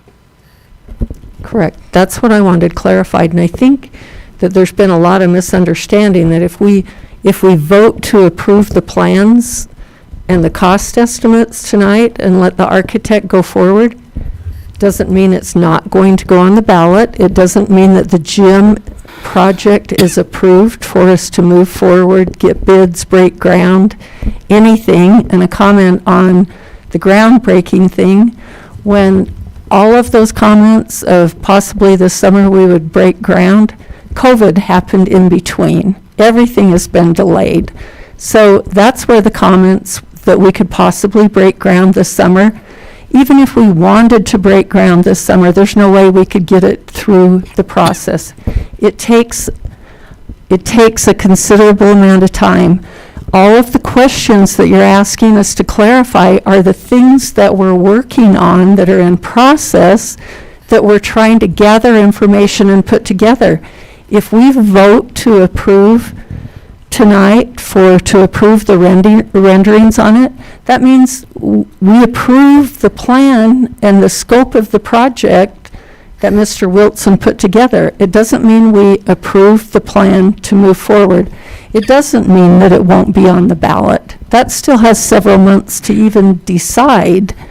We're not saying it will, we're not saying it won't, but I just want everyone to understand what our votes tonight mean, and like he just said, if we leave it in the budget, it's placeholder. It doesn't mean we have to spend the money. It doesn't mean anybody's authorized to spend the money. Since I was here, I just wanted to step up. I mean, really quick. So I understand that if you guys vote to continue, but again, to me, if we put it to a vote for the citizens immediately, or like, yeah, you can do that, but we're spending additional expenses. That cannot happen until November. Okay, right. No, I understand, but what I'm saying is what I'm saying is continuing to move forward on something that you don't know that the citizens in fact want is going to cost additional funds. Somebody has to pay for anybody, an architect, engineer, whatever, to design That those. has already been contracted. Just so you guys know, we contracted with an architect last winter. I think February, but don't quote me on the exact date. So we have a contract in place with Mark Wilson Architecture to finish the architecture and the engineering on the project. Right. And to do some renderings. So what I'm saying is, the more, I mean, maybe I don't understand how contracting works within city government, but I will say that there's still going to be, if there are services rendered, he will continue to bring in more income, right? So if by voting yes on this, the city is spending additional funds on something that they don't know that the citizens actually want. So again, you're still spending when this is not necessarily something that everyone wants. We've already entered into a contract. Could we ask Mr. Wilson if he would care if we breached that contract and stopped it? But we've already contracted with him to do it. So does he have additional work to do that he would still earn? But it's part of a contract And that that's in has this current already year's been budget. agreed to. So I'll just need to educate myself further on that. That's fine. It's the same as a business And we contract. can work, It's- and if you have extra questions outside, we're happy to Great. Give any of us a call and we'll. Great. I'll let some other people speak too. Thank so, you. thank you. Thank And you. we're gonna do, I normally always, Tom, there's a whole line of people. Oh, go ahead. He's up. We're gonna, He asked me if yeah, but still, there's other people. Okay, fine. You can say your one little Be statement. real quick. Tom Jett, I would just like to state to the public, this is a real simple issue.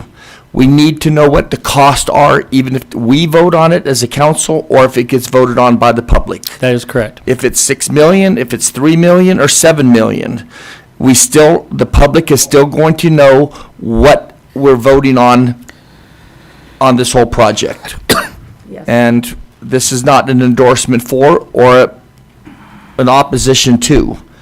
And so I think there's a lot of people hung up on a vote.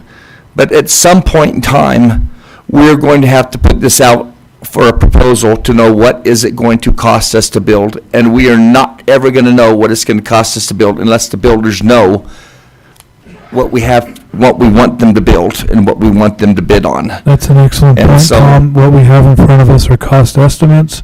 We're not going to know what it's going to cost to build until we go ask a contractor, hey, contractor, how much are you going to charge us to build this?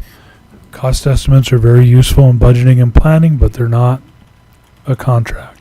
Thank you for, thank and I, thank you for Thank letting you. me cut in front of you. And everyone else in line. And everyone else. Okay, we're gonna do like 15 more minutes of comment. That's what we normally do, is set the kind of time limit, so we got. All right. So someone just sent me. But you still have to Oh, say sorry. your name. You're right. The 3 rules. I can follow 2 of them. I'm just kidding. My name's Richard Gank, and I'll follow the other 2 as well. Okay, as long as you follow all 3 of the rules. Okay, deal. So someone just messaged me, said Mark Wilson said at the public hearing for his contract that he only charges for work he completes. If the city puts on the brakes, he stops charging. So that was an interesting side note.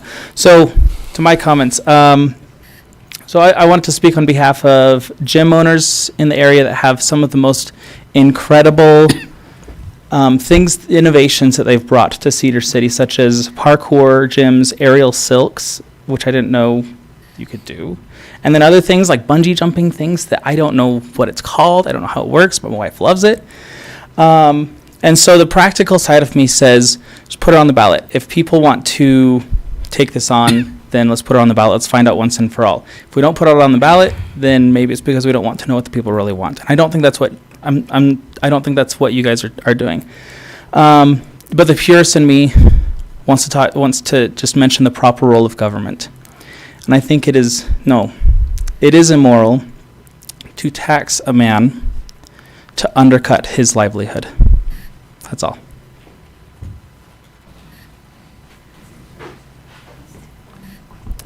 Jaron Perry. I am glad to be here today, and I've been a resident here for the last almost 4 years. My wife and I moved up here, and last year bought a house, so we're excited. We love Cedar. We love being here. I am definitely under the belief that people tend to try to do the best they can and try to do things that are right, and I think that's usually the case. So I do appreciate your guys' work and what you guys do, and also listening to the community. I hope that you continue to do that. I really do appreciate that. I have, coming into this issue, I haven't been watching the city council meetings as much as I would like to, and now that I really do own a home here, we're going to be here for a while, I really want to get more involved, so I'm going to be doing that more. And I didn't have any decision on this issue first coming in. I really was wanting to know what other people thought. I've learned a lot here. I appreciate what the council members have said. It's actually helped me understand it a little bit better too. Going online and on social media, I've asked a lot of people of I've heard a lot about why it wouldn't be good to build this, and I've wanted to know why it would be good to build this. My experience has been, as I've followed several different threads on social media, is very few people have any idea as to why this would be a good thing. I'm hearing instead tons of comments about why they don't want it. I also hear lots of that we should be putting it on a ballot. After kind of researching and talking and going over this in my head and with my wife and with my friends and people online, I've kind of come to the understanding that I feel like with this big of a project and how much it's going to cost, I too would like to see this on a ballot. I wouldn't go as far to say, hey, let's break the contracts that we've made. I'm definitely a believer in if you make an agreement and a contract, move forward with it, and do your due diligence on that agreement. So that makes sense to move forward with that and find out exactly what it's going to cost and get some of that information. But then I do think it should be put on a ballot for the people. I know that Councilmember Adams talked about talking to people and doing your research and how the people here are voicing their opinions, but there's still more to do and to finding out what the people think about this project, and I feel like putting it on a ballot would be a great way to do that. I know a couple others have mentioned that, and I agree to that. I feel like a project this big, great way to find out if we really want it is to ask us and put it on the ballot. I understand it might put up our property costs. Based on the people I've been talking to and the threads online that I'm seeing, I'm not very convinced it's going to pass. I'm seeing more nays than yays right now, and I am struggling to find anyone saying yay. The only reason, that's not entirely true. I found one reason. Someone mentioned that it's going to promote some jobs, and I'm not necessarily a believer that the government should be in the business of creating jobs. I feel like when they do that, they create more problems. So that to me wasn't a very good reason for that. But that's kind of I guess my opinion here. I think we should put it on the ballot. Maybe we move forward with the contracts and the agreements that we made, but I think it would be great to hear a promise and agreement from you guys that it's going to be put on the ballot, so that people have a say. That's kind of my things. Thank you so much. Good evening again, Delise Tom. I'm doing as a citizen, not as the tribal council. But I am, like I said, I am on tribal council. I know what you guys go through a lot on these meetings and stuff like that. We do have gatherings with our community, people too also, when we have projects. I'm sorry about the small business owners and stuff that's losing money, but you gotta realize you have kids, grandkids, great-grandkids. They can use this facility. Yeah, we have a gym. Our tribe has a gym, but we haven't been able to use it because of the COVID. But I'm telling you guys right now, the economy is really low. We're not going to have no income coming in because all the festivals and all that are all canceled. Our powwow's canceled. So we're not bringing any money and generating any money for our people either. And I don't believe putting it on the ballot either, because I don't want you guys paying more on your taxes.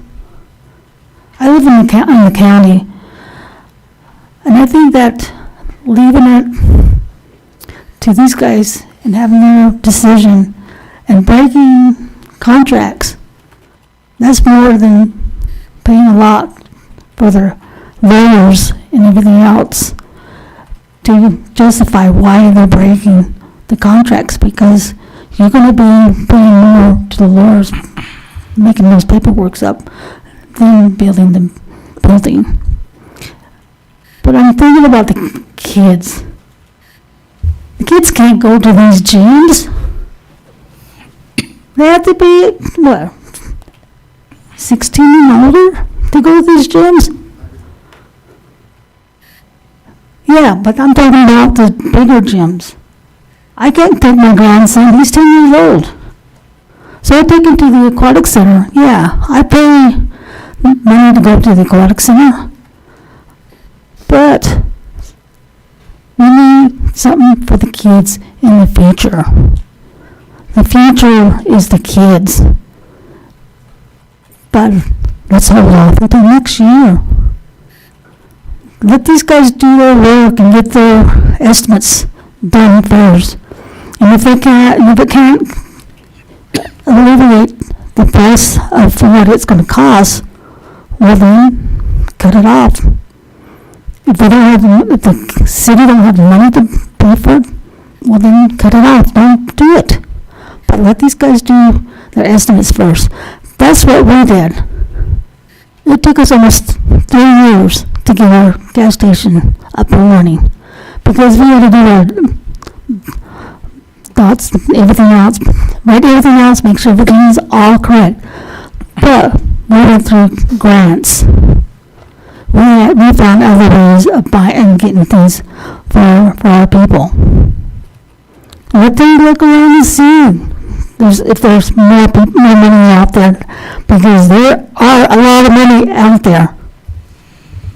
Let the city council, let them look around first, and then decide on next year, because that's where I think it should be done. Wait until next year. Let you guys do your work first, and then bring it back to the people. Thank you. Well, they've already got it contracted out. The money's there, already contracted out. Let them do the contracting out first, then bring it back to the people. All right, you were our last comment on this one. Much appreciated, Caleb Spenlove. One thing I guess I've noticed about these meetings oftentimes is I don't feel as though I am understood. Sometimes I feel as though I am listened to in order to be responded at. And so I don't know what kind of notes happen behind the scene, whether everybody meets together and looks at the transcript and say, okay, these people are saying this. But as a trained communicator, I take notes, a plethora of them, and I respond back with clarifying things in order to make sure I'm understanding. And so I think what Bobby said earlier about having a means in which we can communicate and feel like we're being heard is a better thing, rather than, it does kind of feel like, oh, I'm in the hot seat, hot mic. But I do appreciate the work that the councilmen and women and the staff workers put into this great city. I don't attribute malice to it, can be attributed to ignorance. And so I thank the city council for all that they do and for listening to the citizens. And I think if anything were to be approved upon, it would be have some means of communicating to the people. This is what we understand your concerns are, and this is how we're going to address those concerns, or we don't know how to address those concerns right now. We would like to receive input on that. I think that's a big issue that we see, that I noticed here tonight, was that perhaps individuals felt as though their communication was misinterpreted. And so when we have those clarifying things, I don't know if it, like frequently asked questions at council, again, for this issue, we heard somebody ask this is our response to that later, so that individuals can be heard and understood. Thank you. Thank you so much. Jaron Perry. Sorry, I whenever I speak in front of a group of people, I forget things. And there's one thing I'll speak really quickly on. I didn't really talk about exactly why I'm going down the road of not really wanting this center. One of my biggest concerns is that it will be competing with the private sector. So that is an issue of mine. I think there are some good points about where we live, and in the wintertime it's hard to play basketball and stuff like that outside. That makes sense to me. But there are parts of this center that feels like it will be competing with the private sector, and that's one of the biggest problems that I have with it too.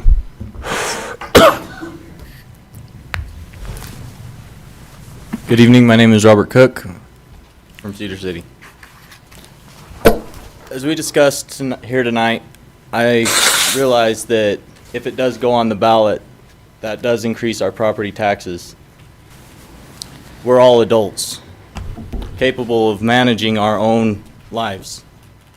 If you put it as a ballot and people vote to pass it, they made that decision as adults, as grown-ups. We're not kids. We think about our children. We care about our children. Absolutely. Any parent would. Give us the decision. We will bear the consequences of it. That's all. Thank you. Okay, so council. Well, I would like to move ahead, and I would like to make a motion. Okay. And I'm sure there'll be discussion on the motion, okay? I would like to have us consider approving the architectural cost and proposal that we currently have contracted to move ahead. And I would like to see us table any further movement on the bidding and construction of this until we have all of the studies completed that we've asked about relative to feasibility, usage, needs, operations and maintenance, etc. Okay, that was part one of what we asked. Well, it was both parts, that I wanted to proceed ahead. What about the second part of this was the cost estimate? Do you want to allow staff to look at the CIB or different funding options or any of that? That's not part of my motion. Okay, that's not part of yours. I just No. wanted to make So sure. it's tabled, I'm asking that it be tabled for the foreseeable future. Can we not proceed with looking at funding options, just like we're looking at O&M, can we not? Yeah, that's what I. Well, yeah, was that's all part of the information package, yes. That would be part of the Exploring it. information package, so we would have the full details in which to address our need to move on. So if you would like to make that amendment, yes. So do you want me to apply with CIB or I have not? no idea with what you just wanted. Because I'm yes. confused. I'm I don't want to put in an application and have you guys No. get mad at me. No, I'm Your not. motion says no looking at CIB.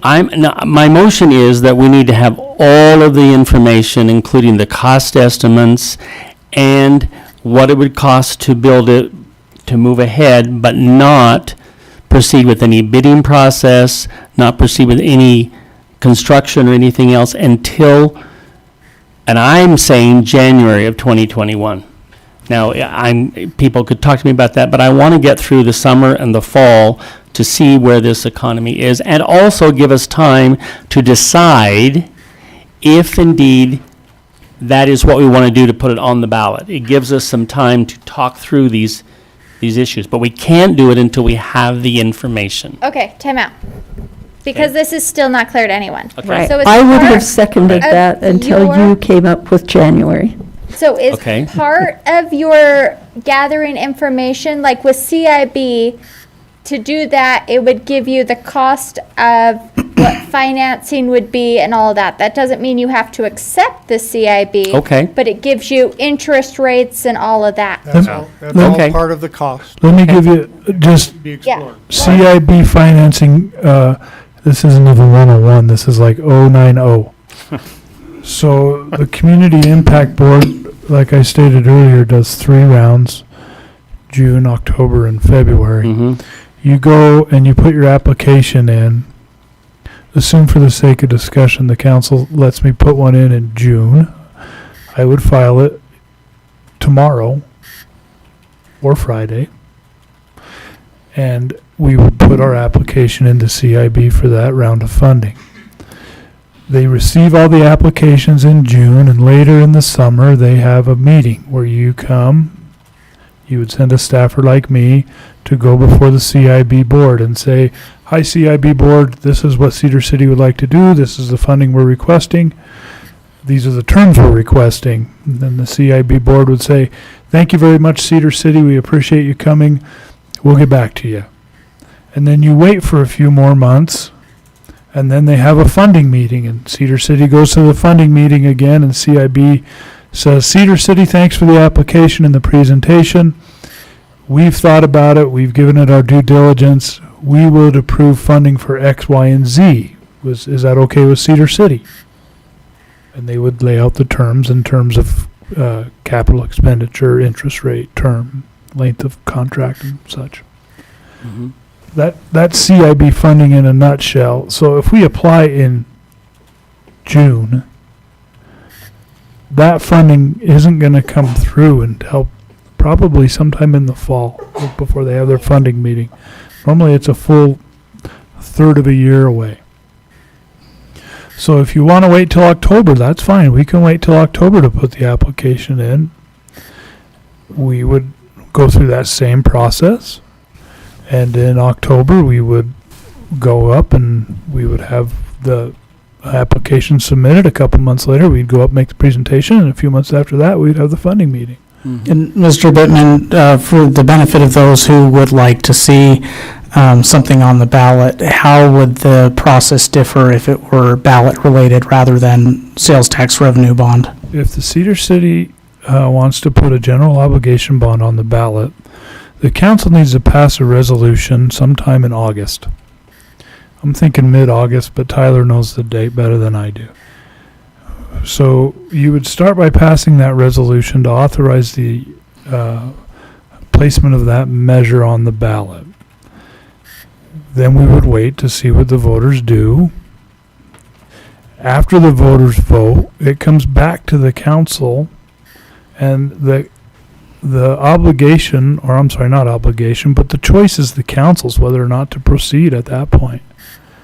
If you have 99.9% of your voters tell you that they want you to do X on a GO bond, it can come back to the council, and in theory, the council can say, nah, we're not going to do that. And I would clarify, I meant for the acquiring interest rate information and CIB things. information? Right. So if it gets approved on the ballot, that would be in November.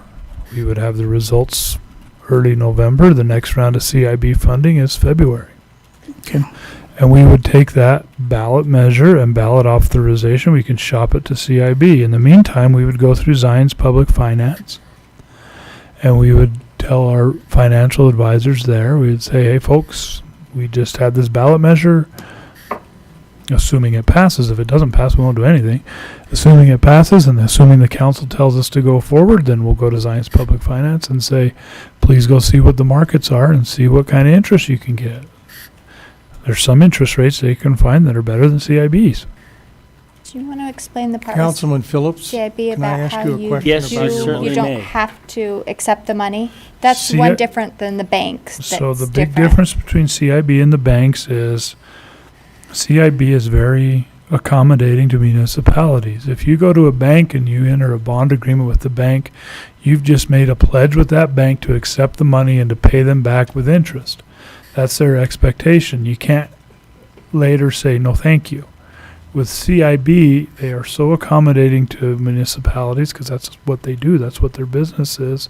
If we came back later and told them we wanted to decline the funding, our experience has been they're very easy to work with, and they would likely say, okay, we'll pull it back in, we'll put it back in our pot, and we'll reloan it to somebody else to do some other project. That was the main reason why I asked if you wanted to include that so you could have the interest rate and what the financing would be, knowing that our past experience has been that if we decide to go a different direction, you likely can reject the CIB money, but at least that way you would have the interest rate. By the way, type. if we went through CIB in June, and the council decide to make it a ballot issue, and we go back to CIB and say, hey, in June we applied for a revenue bond. Subsequent to that, we've been approved for a general obligation bond. Would you flip that over to a general obligation bond? They're going to flip it over to a general obligation bond. Does that help? Yes, that does. Councilman Iceman, you had a question for me? Yes, And a my question to you. motion, which Hold on I'll just try a and second. restate in a minute.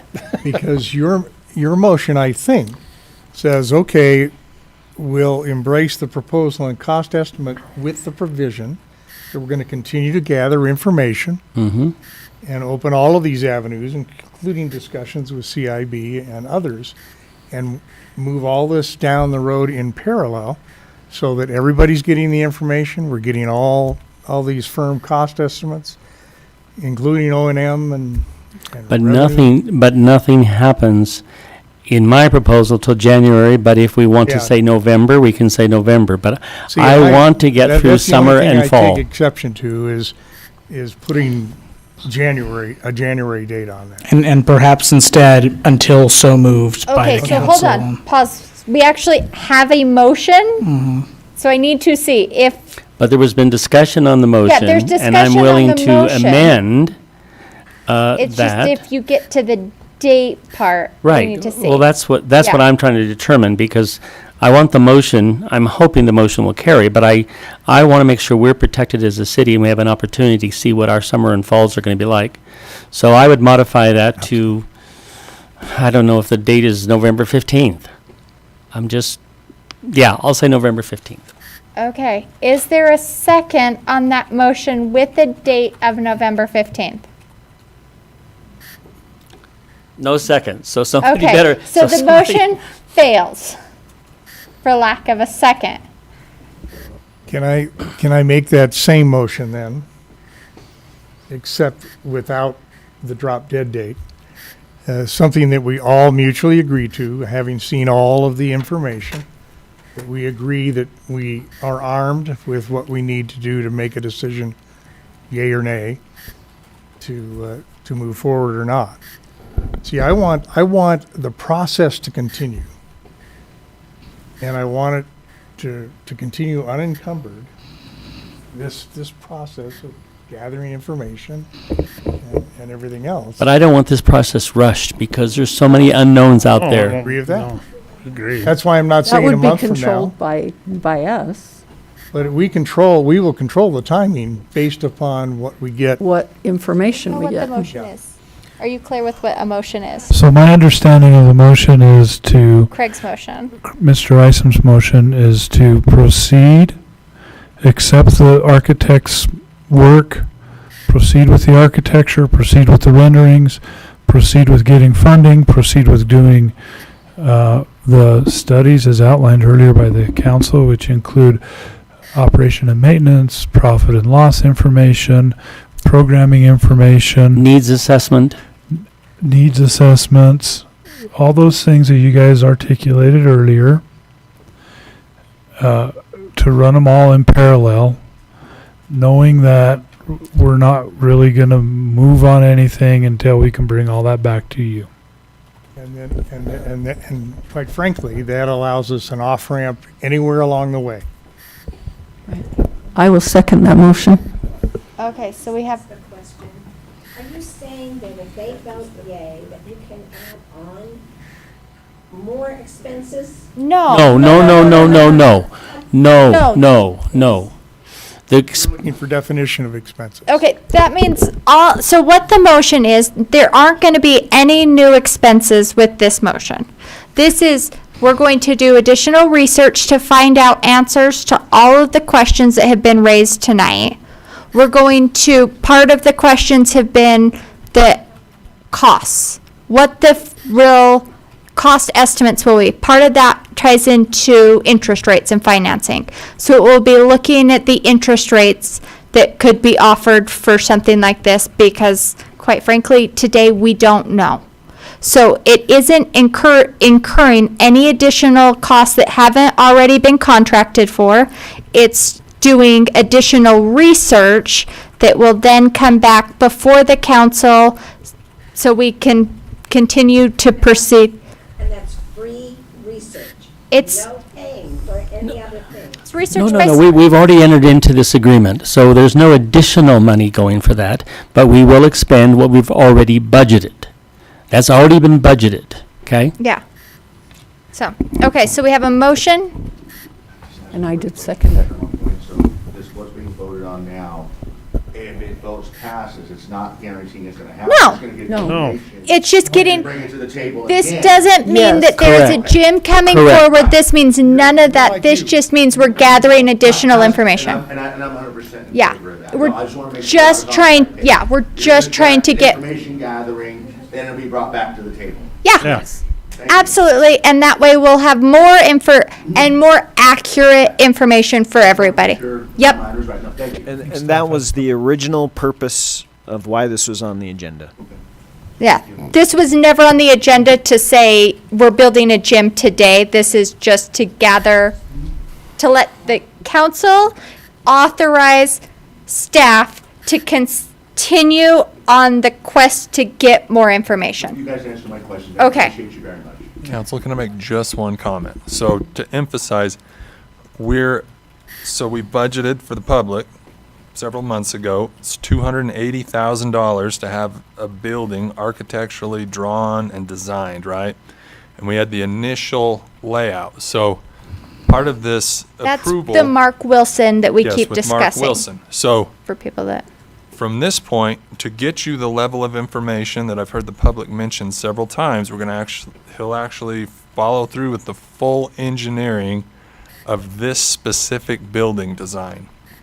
And then we'll have a rendering done. So That still doesn't mean it's going to be Different built, one done. and it still doesn't mean it might not go on the ballot. correct, but that's to fully it design it. So does- that level of information and detail, to have a different facility designed, we would have to I understand. pay additional fees No, to I design understand it. something else. So I just I want to understand. emphasize that.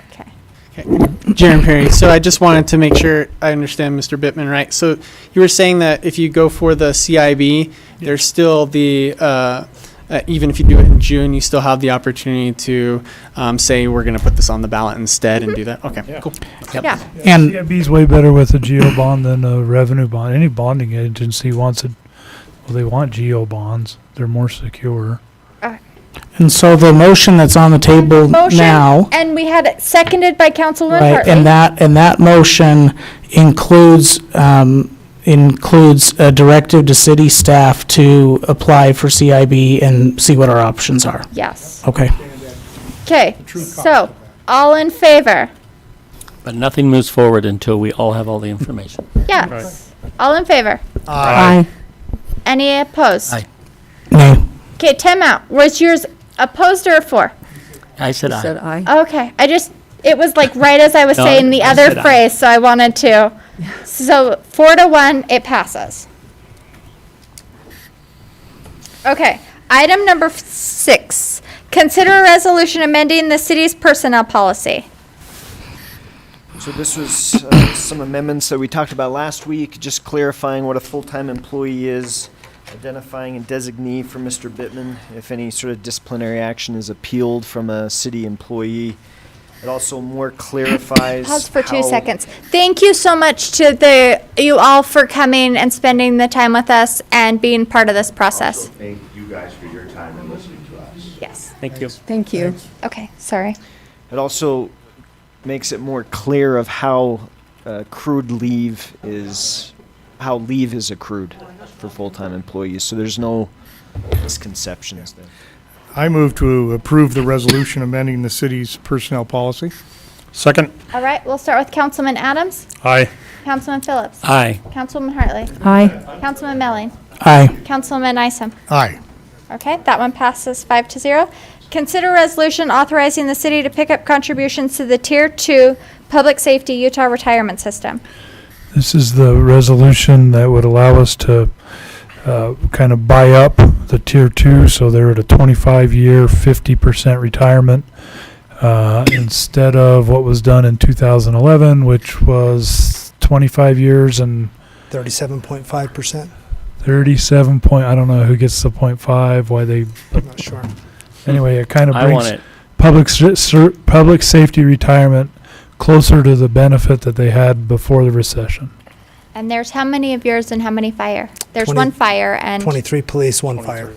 Okay. And if I would have looked up and saw you standing there earlier, I would have kept my mouth You're shut good. and I'm let just you do trying it. to keep the peace out there. All right, are there any questions? If not, Motion to approve? I will second that motion. all right, we'll start with Councilman Isom. Aye. Councilman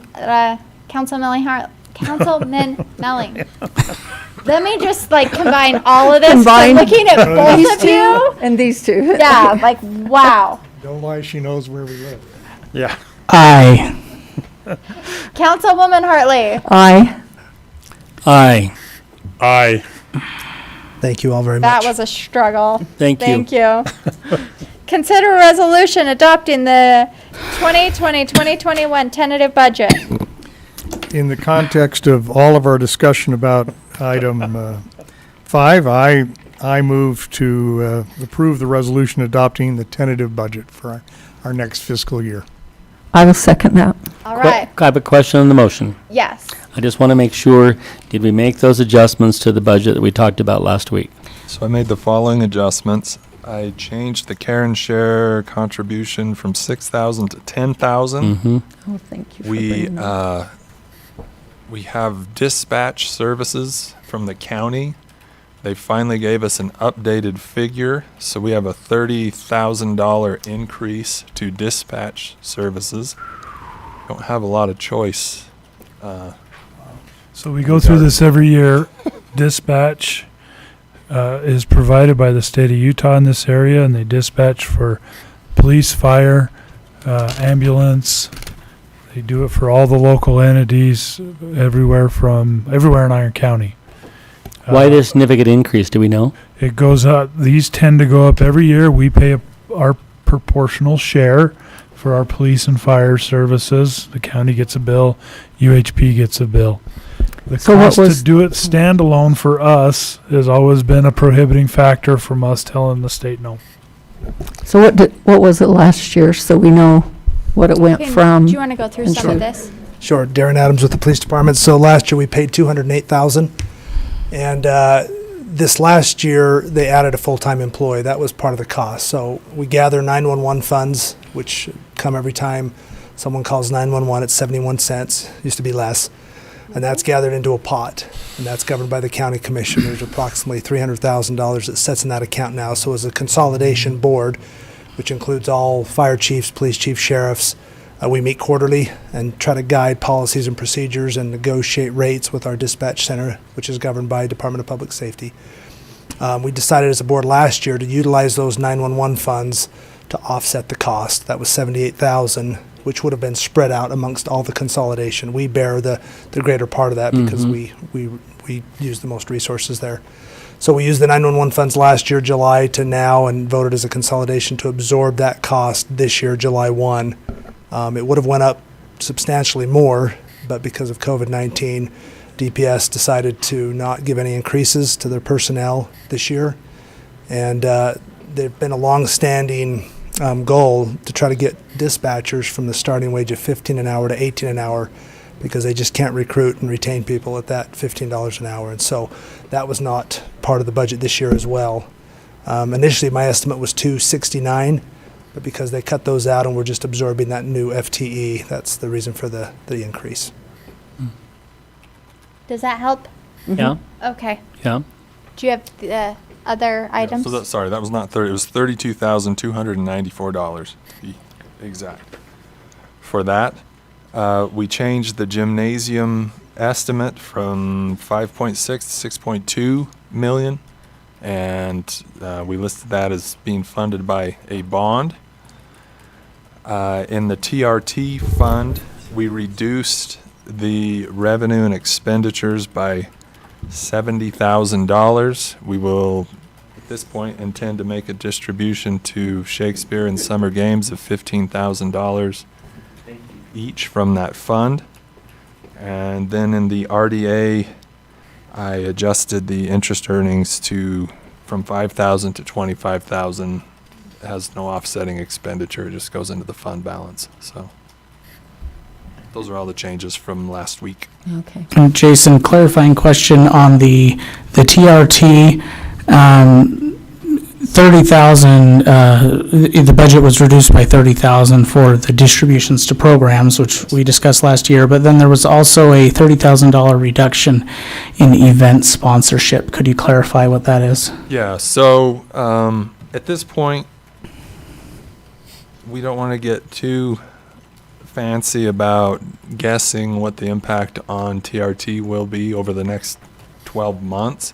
We'll monitor and adjust that as we go. We felt like reducing revenue from $250,000 down to $180,000 should capture a significant, drop at this point. So we just simply reduce those budgets as we recruit. We just simply wouldn't have what we traditionally have to recruit events, but that's just the metric that fund is set up, that it operates based on the revenue it brings in. And sorry, so just to clarify, the event sponsorships are what we use to fund events that come here. So we contribute to facilities or something like that, or how are those funds used? Sure, it's That's my great question. question. That's essentially accurate. I mean, if we recruit an event to come to Cedar City, they require some sort of contribution from the city. That's the fund we would go to. Got it. They would Some of it would also,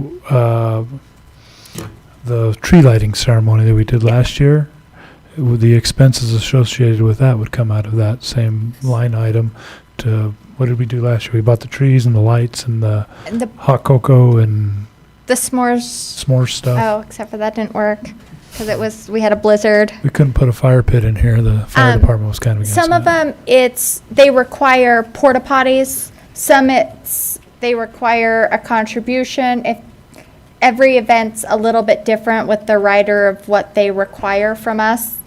And like Tour of Utah obviously requires something substantially different as far as what the event sponsorship goes to than the slow roll, which would be popsicles, than the tree lighting one. So all of them are a little bit different, but it's what the kind of our obligation towards the event. Got it. The half marathon's an exception. It has its own It has its own line item. its own place in there. The only thing I would say relative to TRT too is, and this is a little not budget related, but it is, the 43% that you spoke to, while that is a large percentage, TRT is such a small portion of our overall operating budget relative to revenue. It's important to keep that in mind too. It's important, but it is such a small amount compared to sales tax, property tax, and other impact fees. So a note on that, our TRT revenues over the last 5 years have hovered between 216,000 and 258,000. Right. We're normally around that 250 mark. Of our entire budget. On the other hand, the sales tax numbers are 7.5 million the last calendar year, 7.1 million the calendar year before that.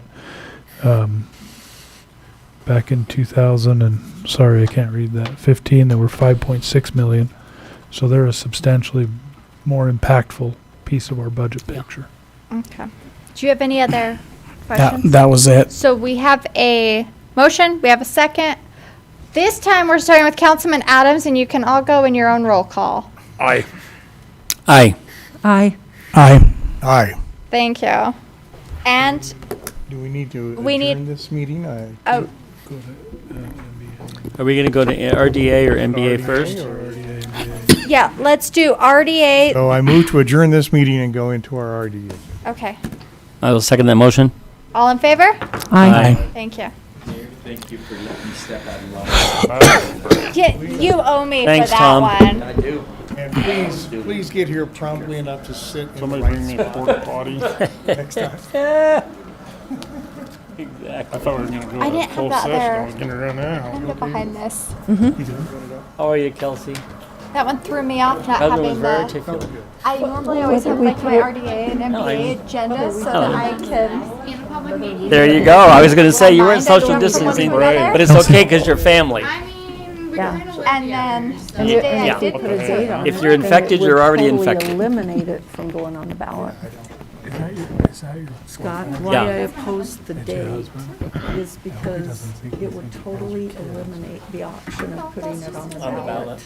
Okay. So we Yeah. haven't decided that one way or the That's other. why I altered But it to November. But if you did it till November, we have to put it on Oh, the I see. ballot in To work in August. August, Yeah, she's. And so, You haven't been married for a super long time we're now. totally in control Yeah, of so we're almost a year, but forward, and I think we're all on the same page. Uh-huh. Does that make sense? Well, 90% I used to on the same page. Absolutely. Yeah, I'm fine with that. So that was the only reason why I opposed the date, Yeah, you can because talk it's to like, that these personnel, guys yeah, are, Natasha, or we're still on we're still on broadcast. there.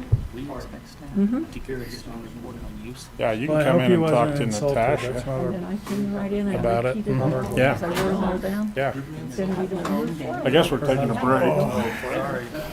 And the citizens now know. Good to that have we you can- here.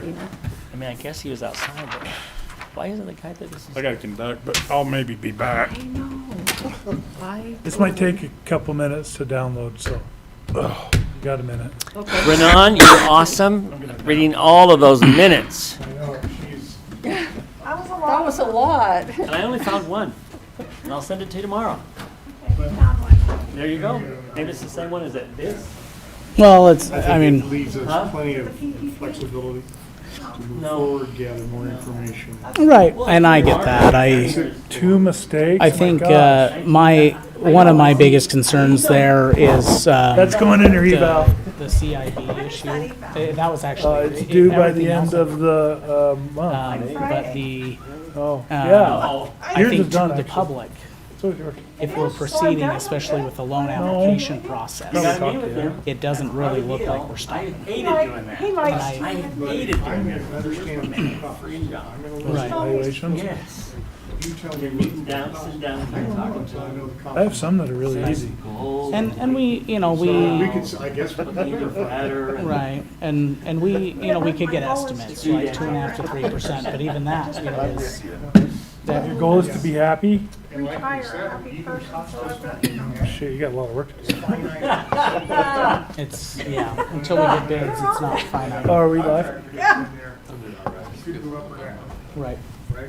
So, Mr. Phillips, Yeah. I didn't mean to, No, I'm good. I'm good. I am. I mean, we've got total control. Yeah, that's what I want to make sure we do. My issue was I was just telling Craig, my issue was the CIB. So, because But they can move over to a general obligation. right, It's not, I mean, I know they cover it. I know they cover that. my concern is that it doesn't appear that there are any brakes applied if we proceed with applying for a loan. Does that make sense? And I get Well, the no, we practical can always- reasons we can why. always retract it. I know. But I know what the perception, I didn't get what the perception. That's why I was trying to comment on it too. Yeah. It's okay. Yeah. Didn't happen. No. It's all right. No hard feelings. Yeah.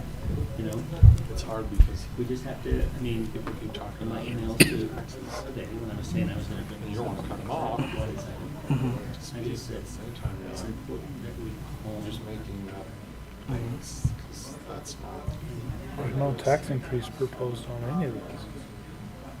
Unless you want to do a geo value. Then it's tax increase. I'm just saying, you just don't want to cut them off. It's like, okay, you're firing each other up because you make them. You know, I want to be cordial, but I don't think I have never. So, do you want to hear something super funny? Yes, if it's super funny. Oh, The yes. baby was in the middle of Danny and their ad with Maria in the tourism office. So they put these stickers all over her, and they tried play Baby Shark. They tried everything to get her to smile, and she just glared at him. 50 pictures later, and she still glared at him. See, I wonder whose daughter that is. Yep. She I feel refused. bad for you guys. I'm gonna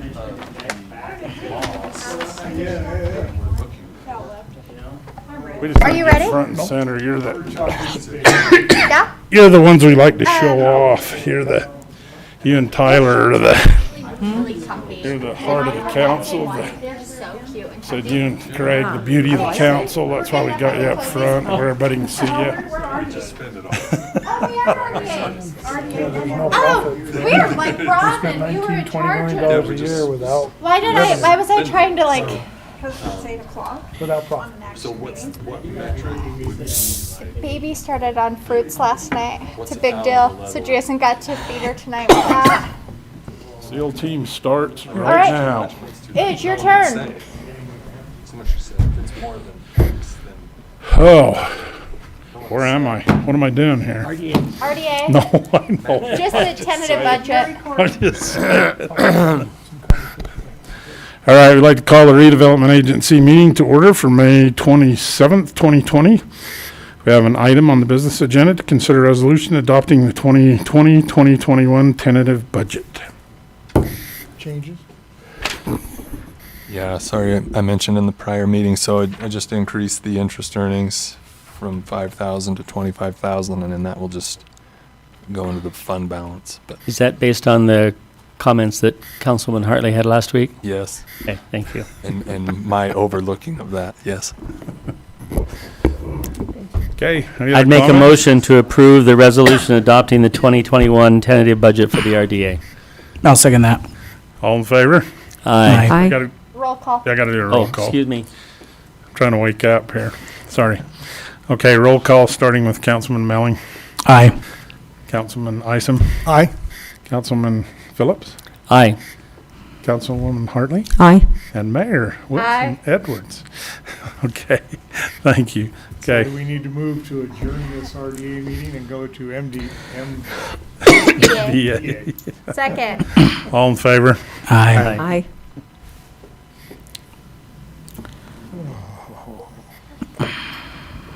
Can watch my husband. Now I am. Nope.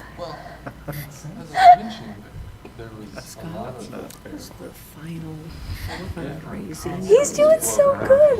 Does he know that you're watching? Nope. I don't know exactly. I think it was about Okay. 113,000. All right, we'll call the Municipal Building Authority meeting together, order for May 27th, 2020.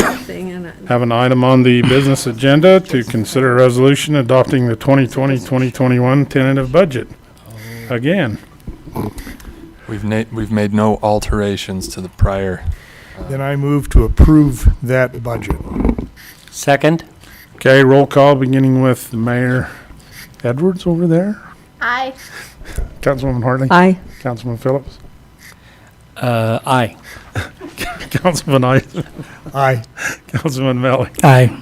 Move to adjourn this meeting and go into closed session? Or do we have to go back? We into have to the go other back. Oh, gotta go back. Go back into our work. Second. All in favor? Aye. Aye. Now do you have to make another one, right? Once we get the recordings squared away. Why do we feel like we're gonna? Leave that one on for the closed Yeah, session? ringer. Okay. I know. I was gonna say, Just that's got a why I was nasty waiting for you to email. fix that one and then, Yeah. From Simon Leland? that's you. Oh, so. I So don't know now we're Simon. back in our Oh, city motion council to meeting, so we need a leave this meeting motion and go into closed session. for pending litigation and property negotiations. Not just because we want to talk about.